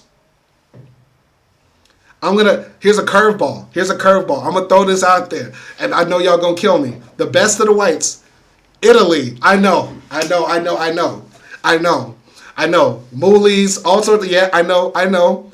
But I feel like some of the best whites who have been the best allies have also come from Italy. And I'm standing on business on that. You know what I'm saying? In Italy, they got a major trade union movement. You know, it's where the Communist Party has still been alive and popping. You know, you got Italians that go out into the Mediterranean Sea to save a lot of black Africans. I know there's a lot of problematic Italians. There's so many of them. But I'm saying the best of them. It's so crazy. It's so crazy. It's so crazy. All right, the Armenians, the Jews, the Irish, the Italians, a top five. I can't even think of the fifth. I'm going to throw, okay, I was going to throw the French in there, but the French have a long history of anti-black racism and slavery. So no, I'm not going to throw the French in there. Okay, that's it. The door's closed right now. We're just going to have the top four. The top four whites. The best whites, Armenians, Irish, Jews, Italians. And y'all find the fifth draft pick. All right. Give a shout out. We're going to give a shout out to Red up in the chat. We're going to give a shout out to Paul, Kareth J. We're going to give a shout out to everybody up in the chats. Thanks for showing love as we continue to read Revolutionary Suicide by Huey P. Newton. Let me also check on the other live stream chat because we got two live streams going at the same time. Shout out to AOL. All right. Polish. Should the Poles be included? I don't know. The Poles dress up in blackface. I don't know if the Poles can be included. I might throw the Norwegians in there, but I don't know because they also had a terrorist, a right-wing white supremacist terrorist attack in Norway a few years ago. So I don't know if I can include the Norwegians in there. I don't know. All right, but those are my top four whites. Okay. All right. AOL America Online says, truth be told, I'm an Italian and Polish Jew myself. Eastern Europeans pretty brutally persecuted. A fair amount of those in America relate, I think. I get that. Okay. I'm not going to throw the Polish part of you into the good. I'm not going to throw the Polish part of you into the, oh, you know who? Okay. This is the thing. They might not be considered white. But a lot of them got green eyes. A lot of them got blonde hair. A lot of them got green eyes and a lot of them got blonde hair. So I'm going to throw, here's my fifth round draft pick. Fifth round draft pick into the best whites. The Kurds. Yes, I know. But are they white though? Are the Kurds white? I'm throwing the Kurds in there. But the top 5 whites of all time, the Armenians, because they brought a System of a Down in the Kardashians. Hall of Fame. Hall of Fame. The Jews, come on. Besides the genocide in Gaza and besides creating a nation state, they've been pretty dope. They've been pretty dope. Yes, there's a lot of problematic Jews as well. Schwarzy, they got racial slurs for black people. Yeah, they sterilized the Ethiopians, cut off, women's ability to reproduce because they were black and from Ethiopia. Yes, there's a lot of problematic Jews, but still, the Jews have earned their rank. You know what I'm saying? Who else? We have the Irish. Okay, the Irish are problematic in a lot of ways, but Irish soldiers went into the Congo to help fight against the imperialist forces, and they thought that they were going to be allied. That's how you know that they at least have some consciousness. They have some consciousness about imperialism and their face in it. You know what I'm saying? The Irish soldiers went into the Congo to fight against imperialism. This is a true fact. Look it up. Look it up. So we're throwing the Irish in there. We're throwing the Irish in there. Who else? Who else? We have the Italians. Strong labor movement, helping the blacks in the Mediterranean. And we're also throwing in the Kurds. We're throwing in the Kurds. The Kurds have dealt with a lot of oppression, and they relate. I've never met a Kurdish person generally I did not like and who didn't understand where I was coming from when I said, these white people crazy. And they'd be like, yep, they crazy. You know what I'm saying? So the Kurds are in there. Kurds are in top 5 whites of all time. But who do you think are in the top 5 whites? I'm sorry I went off. Okay, I'm sorry. Continuing here. All right. So, yeah, anyway. During World War II, Gary had insisted on serving as a combat infantryman, although he was an obvious candidate for a commission in the Judge Advocates Corps. He made this choice because of his strong opposition to fascism. He wanted to be totally involved in helping defeat it. Charles Gary was obviously an extraordinary man. Okay, this guy could have had a desk job, but he said, nope, I want to go outside and kill fascists. That's hard. Charles Gary, top 5 white. Top 5 white. He's top 5 white. Charles Gary said, do I want to sit behind a desk or kill fascists in World War II with my bare hands? Yeah, I want to go outside and kill Nazis and fascists. I mean, you can't disagree with that. Anyway, I'm going to continue here. The same day that Beverly came to see me, John George, a black attorney who had previously handled a number of cases for me, arrived at the hospital. The police barred him from my room. It was typical of their racism. A white lawyer could demand to see me and get in, but a black lawyer was chased away. Regardless of position or education, color was all that mattered. Soon after, however, John did manage to get in and brought Beverly with him. He felt, as she did, that an explosive case like mine required someone with more experience than he had, someone with a large office staff and the necessary investigative and research facilities. In between these visits, the police talked loudly about Beverly and John. They hated Beverly Axelrod passionately. They hated Beverly Axelrod passionately because she had gotten Eldridge out of the penitentiary. The fact that she was white only made her more culpable, I think. They viciously ridiculed her and mocked John George, making fun of his physical characteristics. All through this, I lay shackled to the bed, half drugged and in pain, while they swaggered about with their guns, waiting for visitors to leave the room, then threatening to kill me. Other people visited. I remember nothing distinctly about the first week or so, but I know that my family came regularly, and I remember seeing my brothers and sisters in the room from time to time. My mother was terribly upset by the whole experience and could not bring herself to come to the hospital. It was almost impossible for the people who were not relatives or lawyers to get in to see me. Yet waking up one day, I became aware of a complete stranger in my room, a black man, neither a lawyer nor a relative. Neither a lawyer nor a relative. He was probably a police agent trying to lure me into a damaging statement, but he went about his task in such a clumsy, transparent way that he got nowhere. I knew he could not have entered the room without an assignment to investigate the case for the police, so I let him do the talking. Finally, Charles Gary came to visit me. Before Beverly mentioned his name, I had never heard of him, but my respect and trust for her transferred to him. The party and my family had decided to put the whole matter into his hands from a legal point of view. I was only half conscious, and Gary showed deep concern for my pain. That first day, we did not discuss strategy. Gary said simply that he admired my stand and would be proud to represent me. I returned the compliment. Go into the comments. Big Remy, shout out to Big Remy up in the chat. Are you a foundational black American? Unfortunately, I am, sir. Fortunately, I have an American passport. What I wish I could have done to choose better parents. What I wish I could have done to choose better parents. But yes, I was born in Huntsville, Alabama, with long roots that go back all the way to the 18th century. It's what my father's side of the family, we could trace it back to the 18th century in Virginia. You know what I'm saying? I have a video on my channel. I suggest Big Remy, you check out a video on my channel titled Foundational Black American, and then come back to this video because you can see my whole family history in that video. Okay? All right. Continuing here. So, as I lay recovering from my wounds, I tried to assess my position, to think of the immediate emergency and also its larger meaning and significance. No doubt about it, I was in serious trouble. I was fully under the control of my oppressors, and I was charged with a major crime that could carry the death penalty.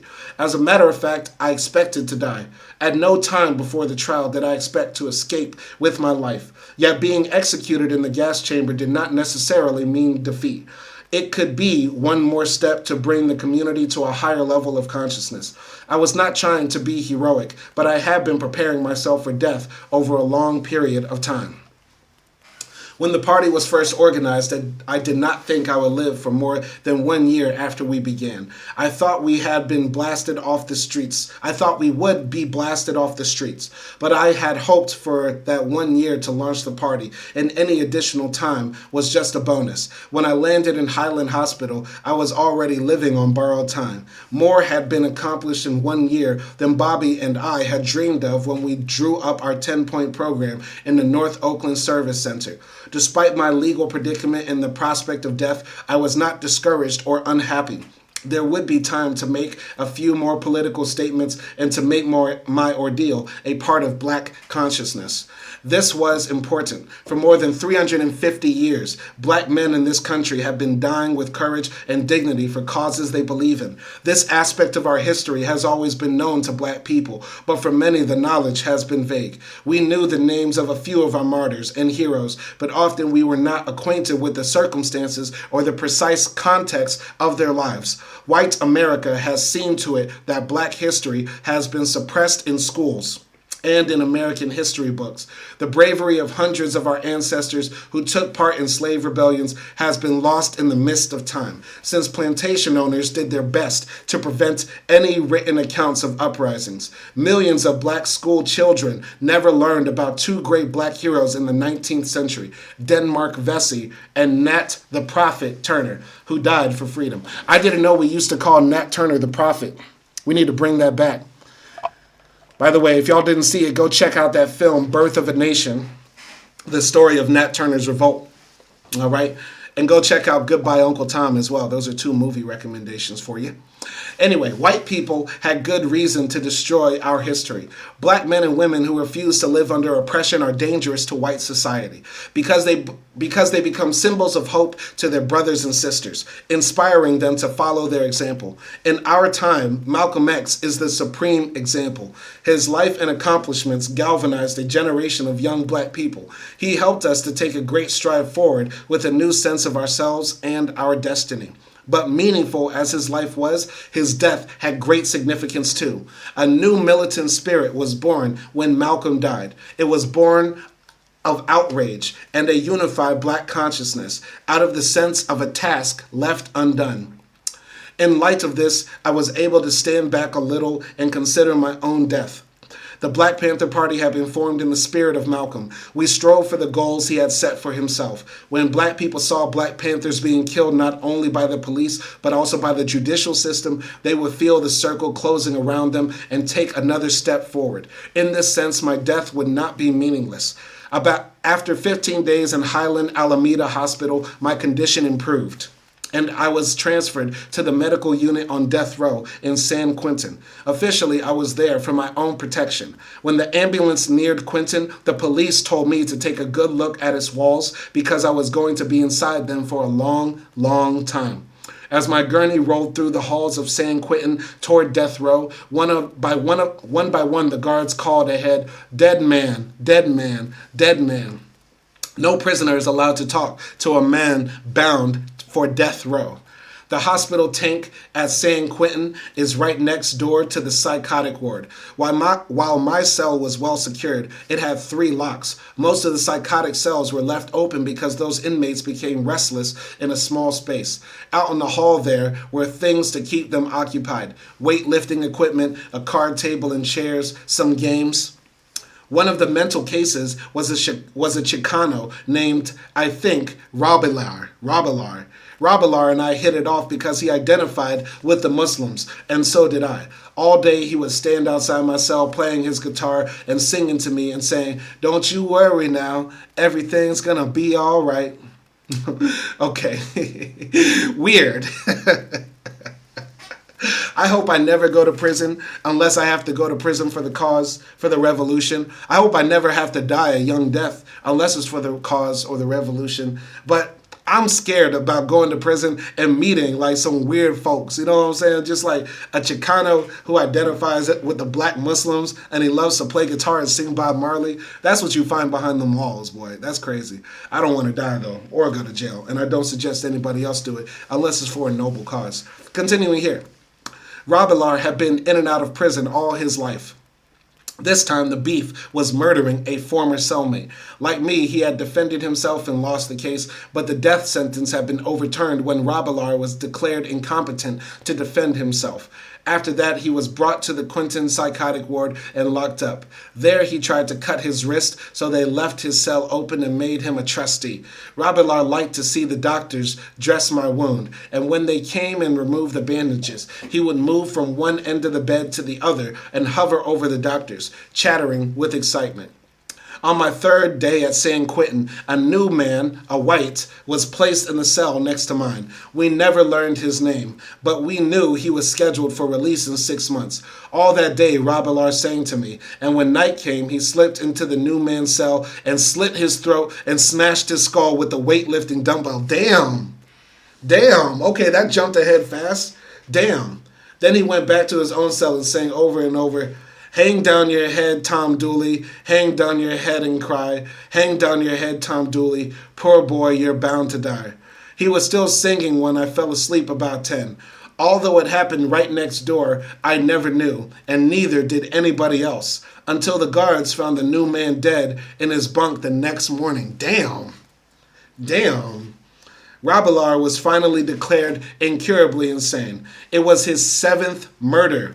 His 4th murder in prison. All the other prison murders had been cellmates. After 2 weeks in San Quentin, I was well enough to leave. They had carried me in, but I walked out. And from Quentin, they took me to the Alameda County Jail in downtown Oakland, where I had been before. This time, I was to stay there 11 months, before and during my trial. Crazy.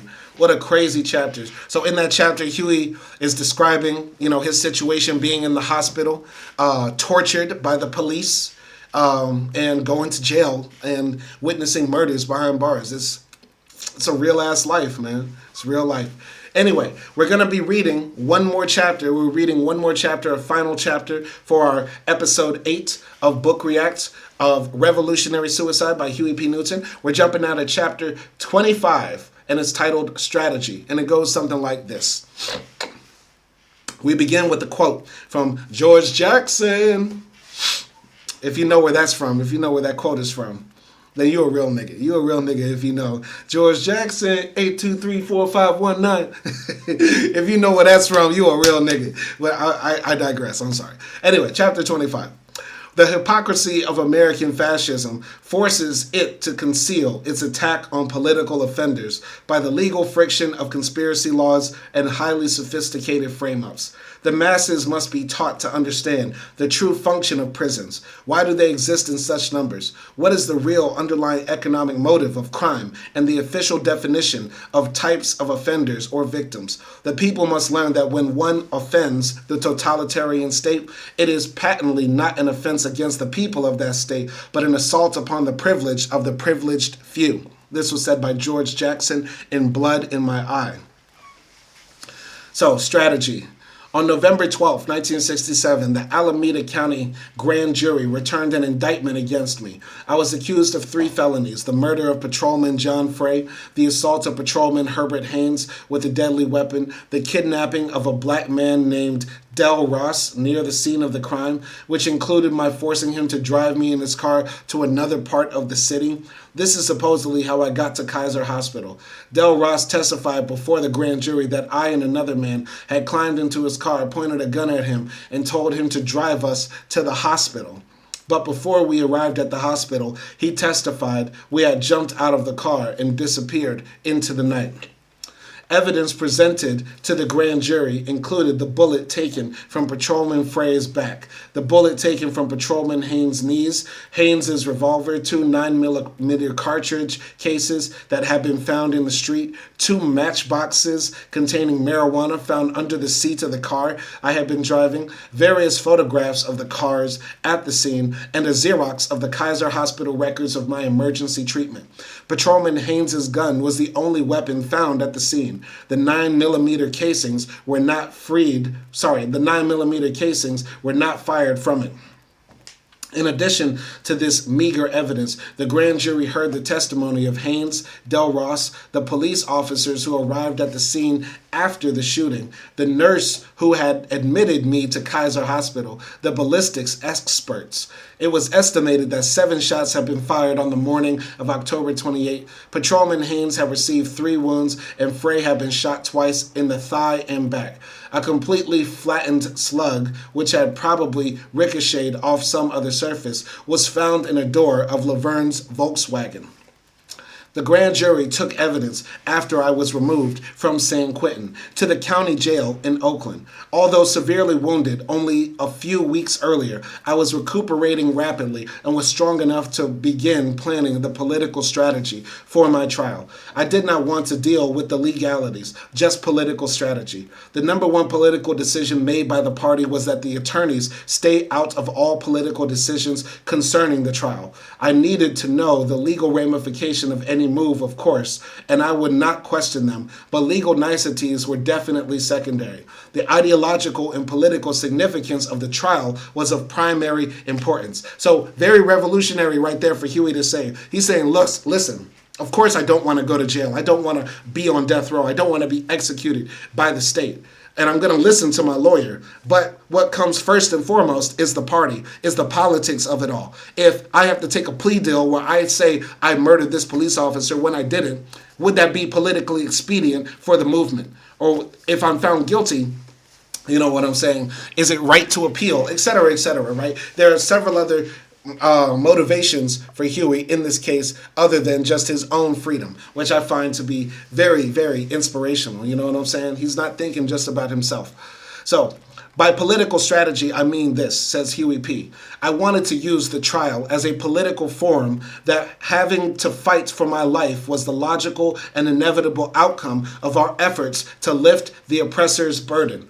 The Black Panthers' activities and programs, the patrolling of the police, and the resistance to their brutality had disturbed the power structure. Now it was gathering its forces to crush our revolution forever. Public attention was assured. Why not use the courtroom and the media to educate our people? To us, the key point in the trial was police brutality, but we hoped to do more than articulate that. We also wanted to show that the other kinds of violence poor people suffer, unemployment, poor housing, inferior education, lack of public facilities, the inequity of the draft were part of the same fabric.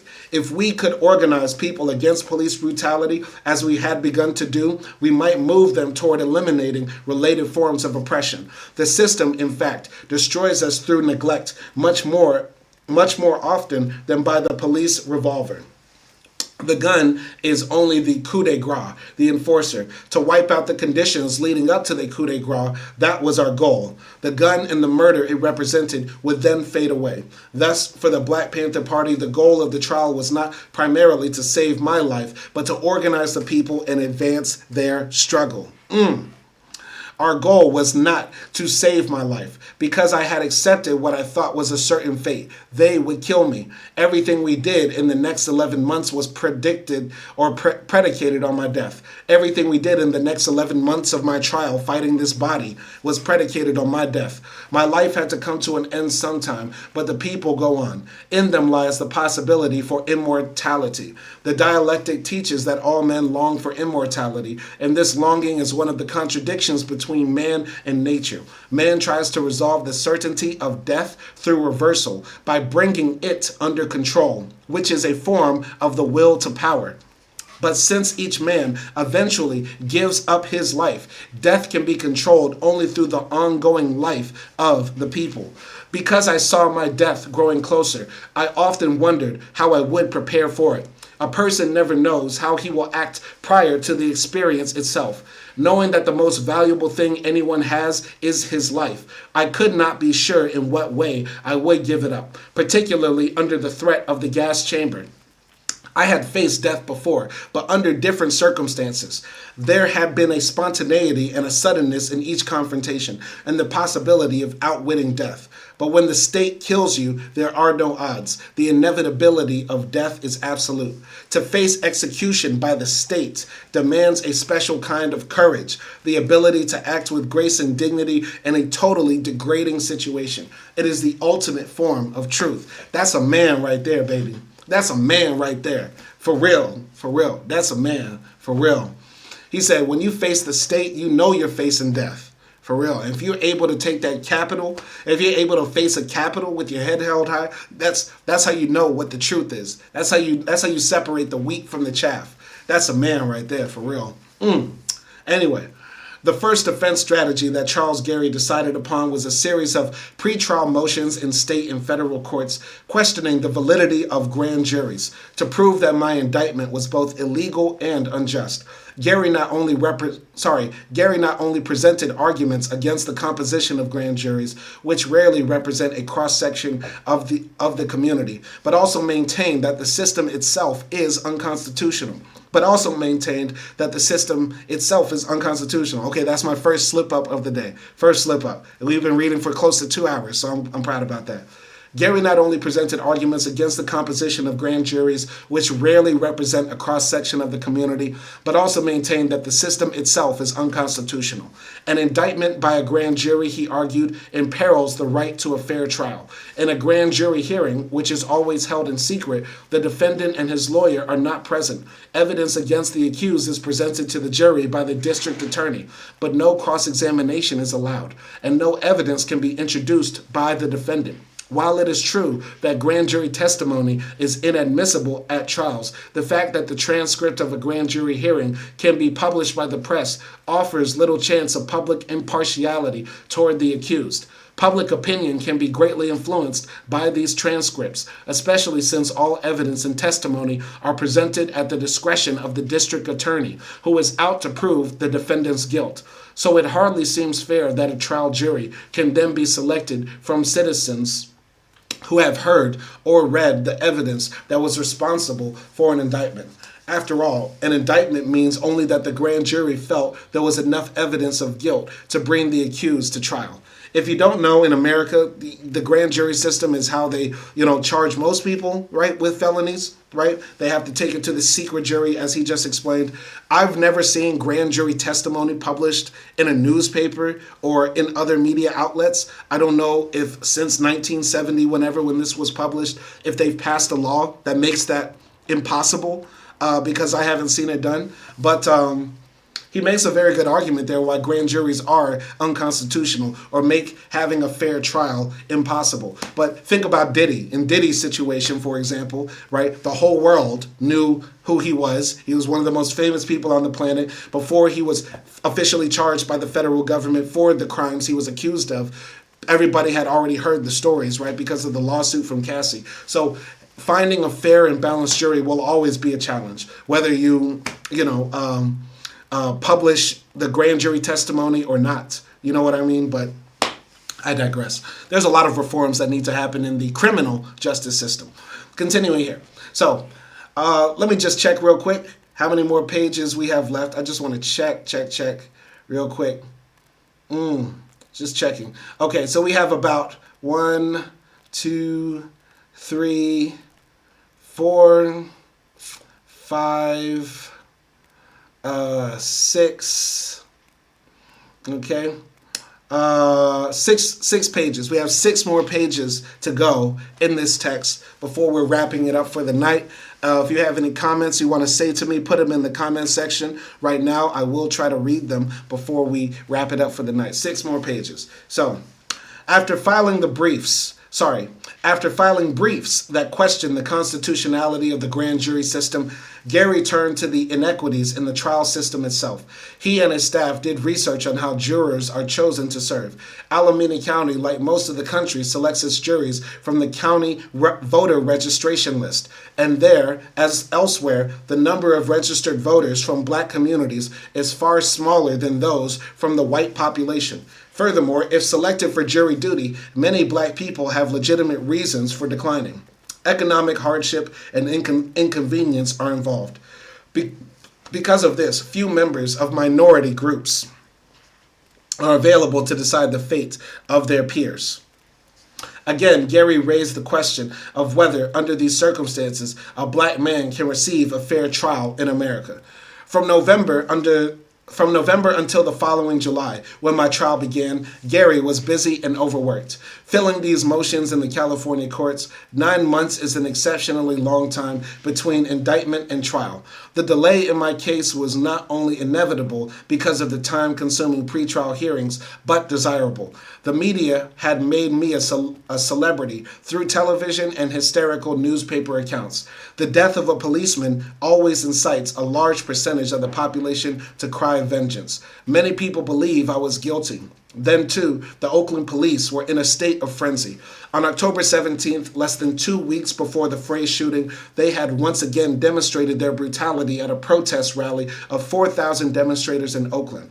That day, they attacked the demonstrators so viciously and with so little provocation that the entire media, even William Nolan's Tribune, criticized their behavior.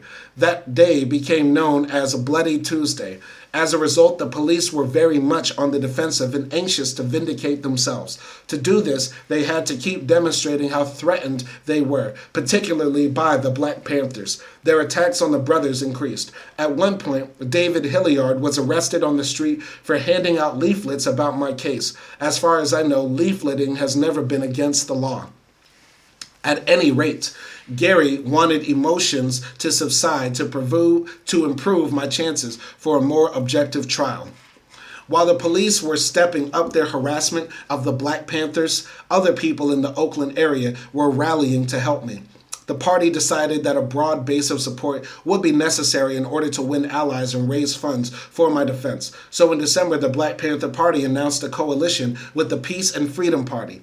The organization was made up of mostly young whites who opposed the war in Vietnam and who also felt that the party system was no longer working. They saw a need for a third party that could run strong anti-war leaders in the 1968 national election, as well as combat the evils in our society. I love how, so far in this text, Huey didn't even really mention the Vietnam War because he already knows it's a given that the Vietnam War is a farce. You know, going over to Vietnam to kill innocent Vietnamese people is just a part of white supremacy and American hegemony. I love that. Up to this point, the Vietnam War has barely been mentioned as far as I can remember. And that just, I love it that it's just understood. Guys, you know where we at. I ain't even got to say it, you know what I'm saying? But anyway, I'm going to continue here. So, they saw a need for a third party that could run strong anti-war leaders in the 1968 election, as well as combat the evils in our society. Ultimately, when the Peace and Freedom Party became a legal party in most states, Eldridge was its candidate for president, along with Jerry Rubin for vice president.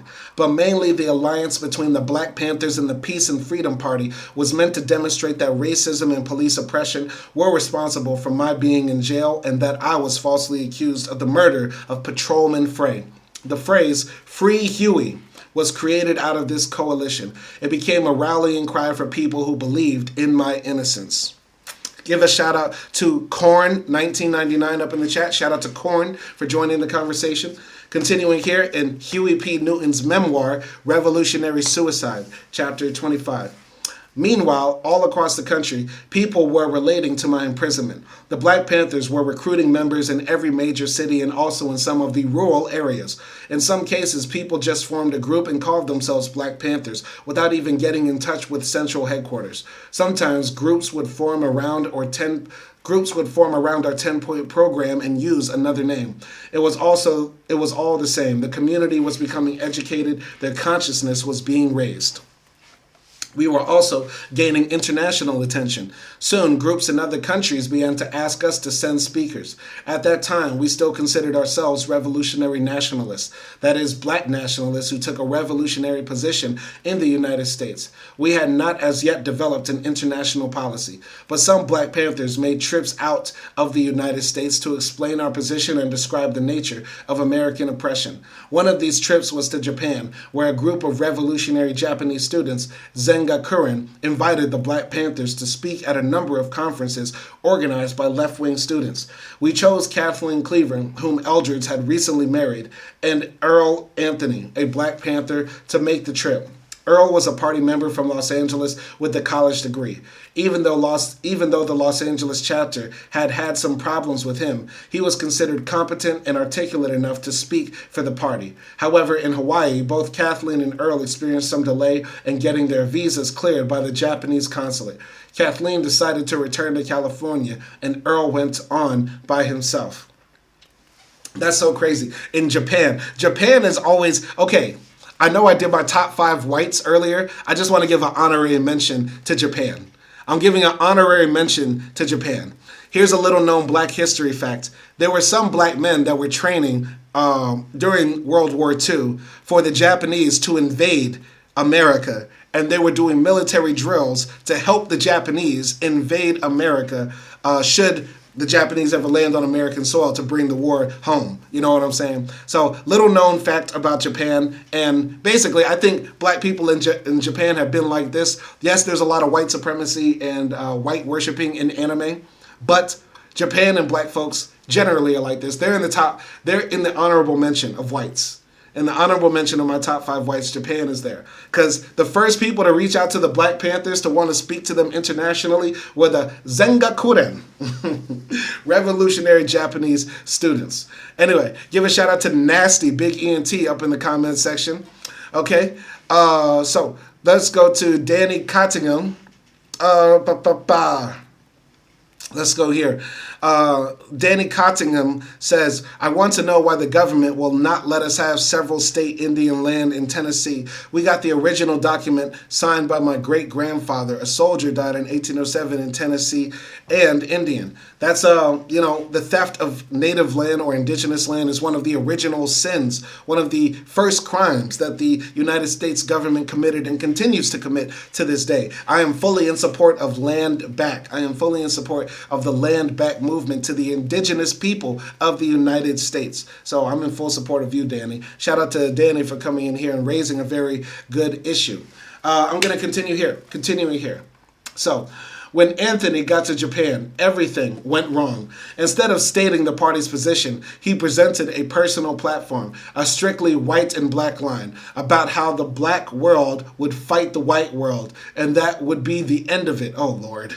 His whole talk was just that simple, the same line Stokely Carmichael was following. He showed no awareness of class issues and did not even try to describe them in terms of this country. To him, the whole problem was a matter of racism, which cried out for separatism. Oh, Lord. Oh, Lord.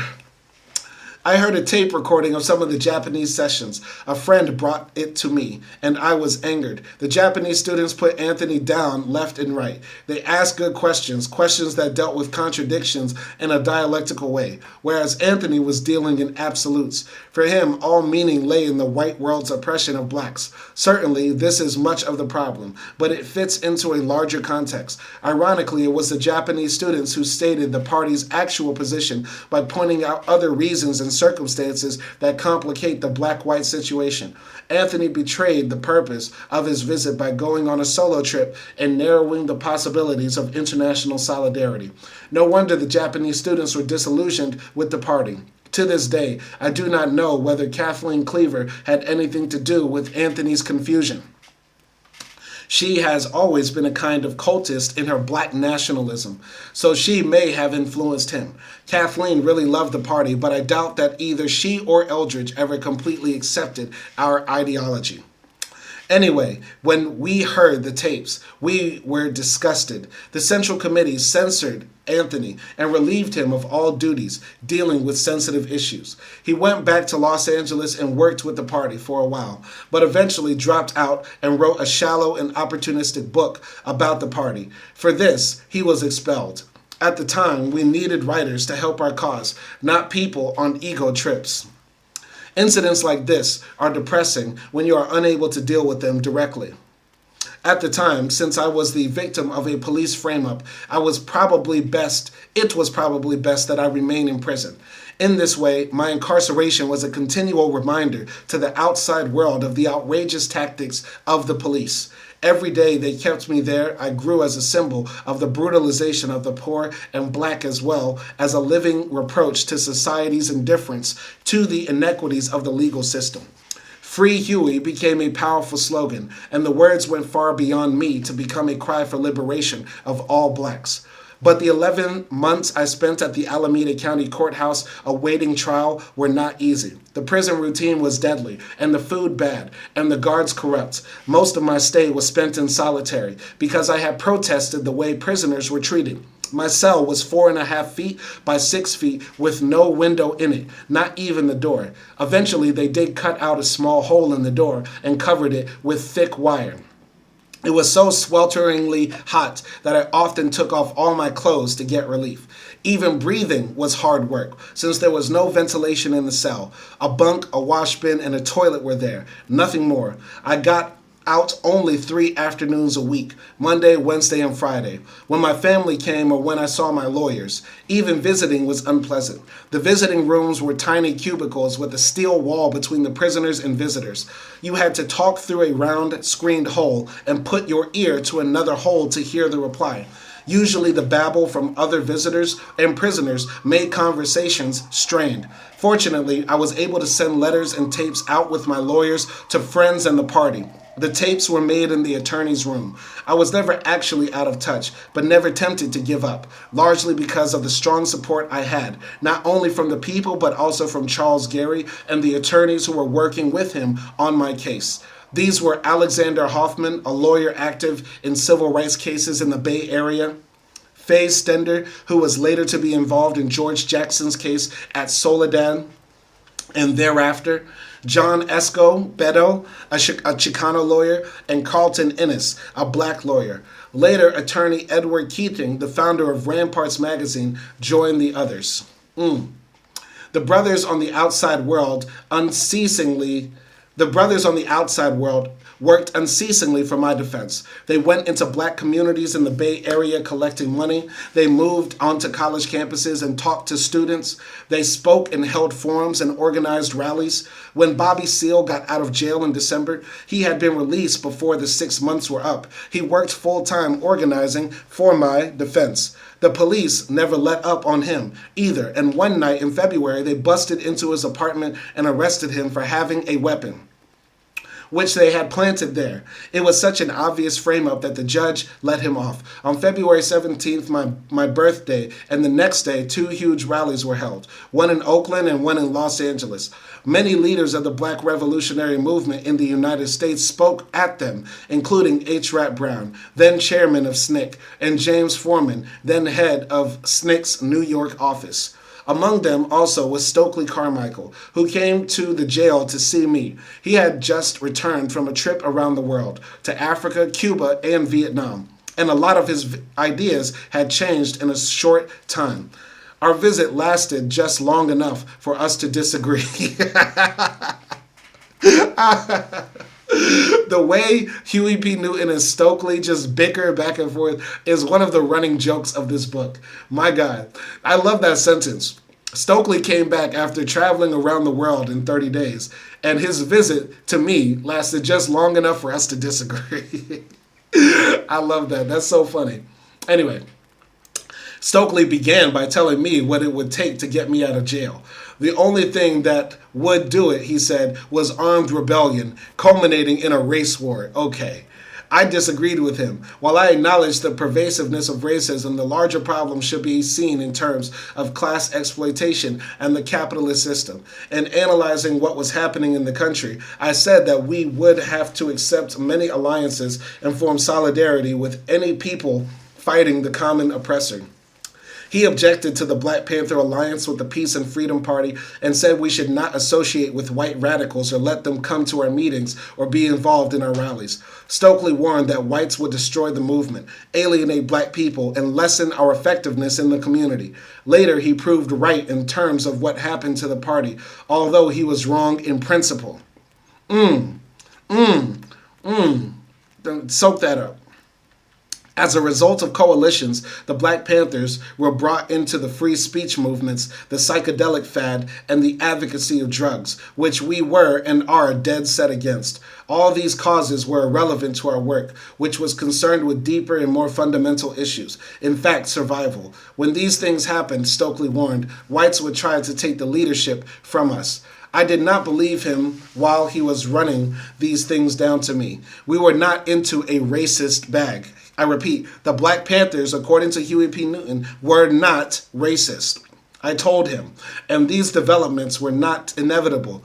At the time, I felt sure that Stokely was afraid of himself and his own weaknesses. I responded to his racist analysis with a class analysis. We could have solidarity and friendship in a common struggle against a common oppressor without the whites taking over. But in the 33 months I spent in jail, our leadership did falter, and serious frictions developed between the Black Panthers and white radicals. Not until I got out of jail nearly 3 years later were we able to start putting everything together again. One of my most unhappy moments during the period I was awaiting trial was when I learned of little Bobby Hutton's murder on April 6, 1968. News of the shootout came over the prison radio. I was shocked but not surprised. The police claimed little Bobby was shot trying to escape, but we knew that for the same lie told by Southern sheriffs for years. Black people were not fooled either. A terrible frustration and rage arose in the community. Little Bobby was murdered only 2 days after Martin Luther King's assassination, and the people were still staggering under that blow. After King's death, Police Chief Gaines had canceled all police leaves and doubled the number of occupying troops in our community, which only intensified the sense of anger and despair. With Bobby's murder, tension mounted in Oakland, along with the fear that the black community would riot. On the morning of April 7th, Charles Gary and Bobby Seale came to see me.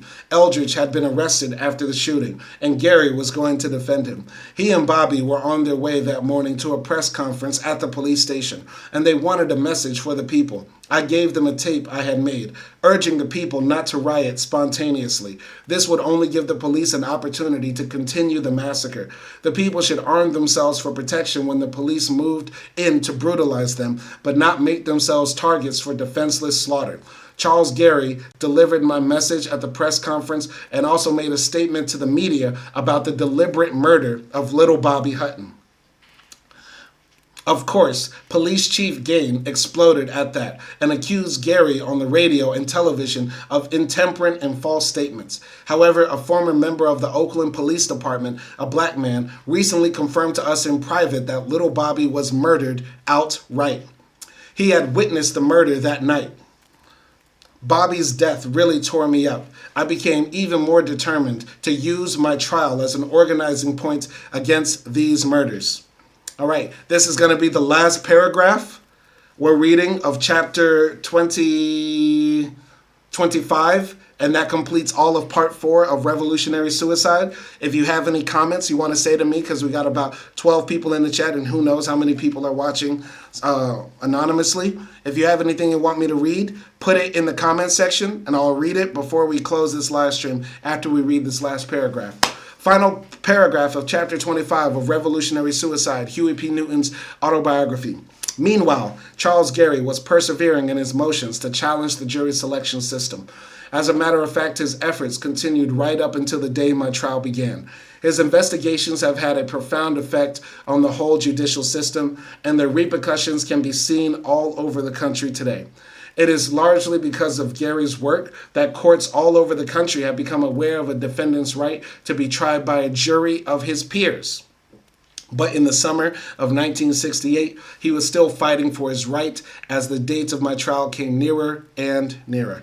And that's the end of episode 8, Huey P. Newton's book, Revolutionary Suicide. Very interesting reading. I really enjoyed it. I really enjoyed this book. If you haven't read this book, I highly suggest that you pick it up as well. Let's go into the comment section to finish it out. We have 3 comments from Toto Boy. Toto Boy 77 says, "Word and truth, all power to the people." Toto Boy, shout out to you. Shout out to Danny Cottingham. He says, anybody I can contact to get some information spread to the Cherokee Indian Commissions, because I got the rental state land property deeds. I don't know how to help you with that, Danny Cottingham. I don't know how to help you with that. But I'm sure there are Native American land back movements you can join. You have to look for the organizations of Native Americans who are fighting for land back for Native Americans. So join those organizations and get it popping. And Hermaus Mora says, in this life you have to justify your existence by any means necessary. That might be the best comment of the night, because that is something I totally agree with. Similar to Nietzsche, we have to have the will to power. There's no good, there's no evil, there's only the will to power, or what Foucault says, the power to define. And we have to have the will to enforce, to mandate, to demand that our humanity be respected and understood. So shout out to Hermaus Mora for that wonderful comment. Let's go to the poll. Very interested to see what the poll says. Kind of scared a little bit, but always happy to see what the people say in the polls. And I don't know what it says yet because I'm looking somewhere else right now. I'm trying to see something else right now. Trying to see the poll on the other channel. Okay, so the poll on nobody's tuned into the other channel, which has the book on the screen. But hey, I guess people like the vertical look. Let's see what the polls say. So would you have voted for Huey P for president? Most people said no. I think that's because they're right-wingers and white supremacists, and we have a lot of those in the comment section. I don't know why the white supremacists want to support this radical black content a lot, but they're more than welcome to. But fuck Donald Trump got a lot of votes as well, so I'm very happy about that. But out of 79 votes, hey, there could have been more. But 0 votes on the other channel. So that's the end of episode 8. Hopefully you enjoyed it. All power to the people, and peace.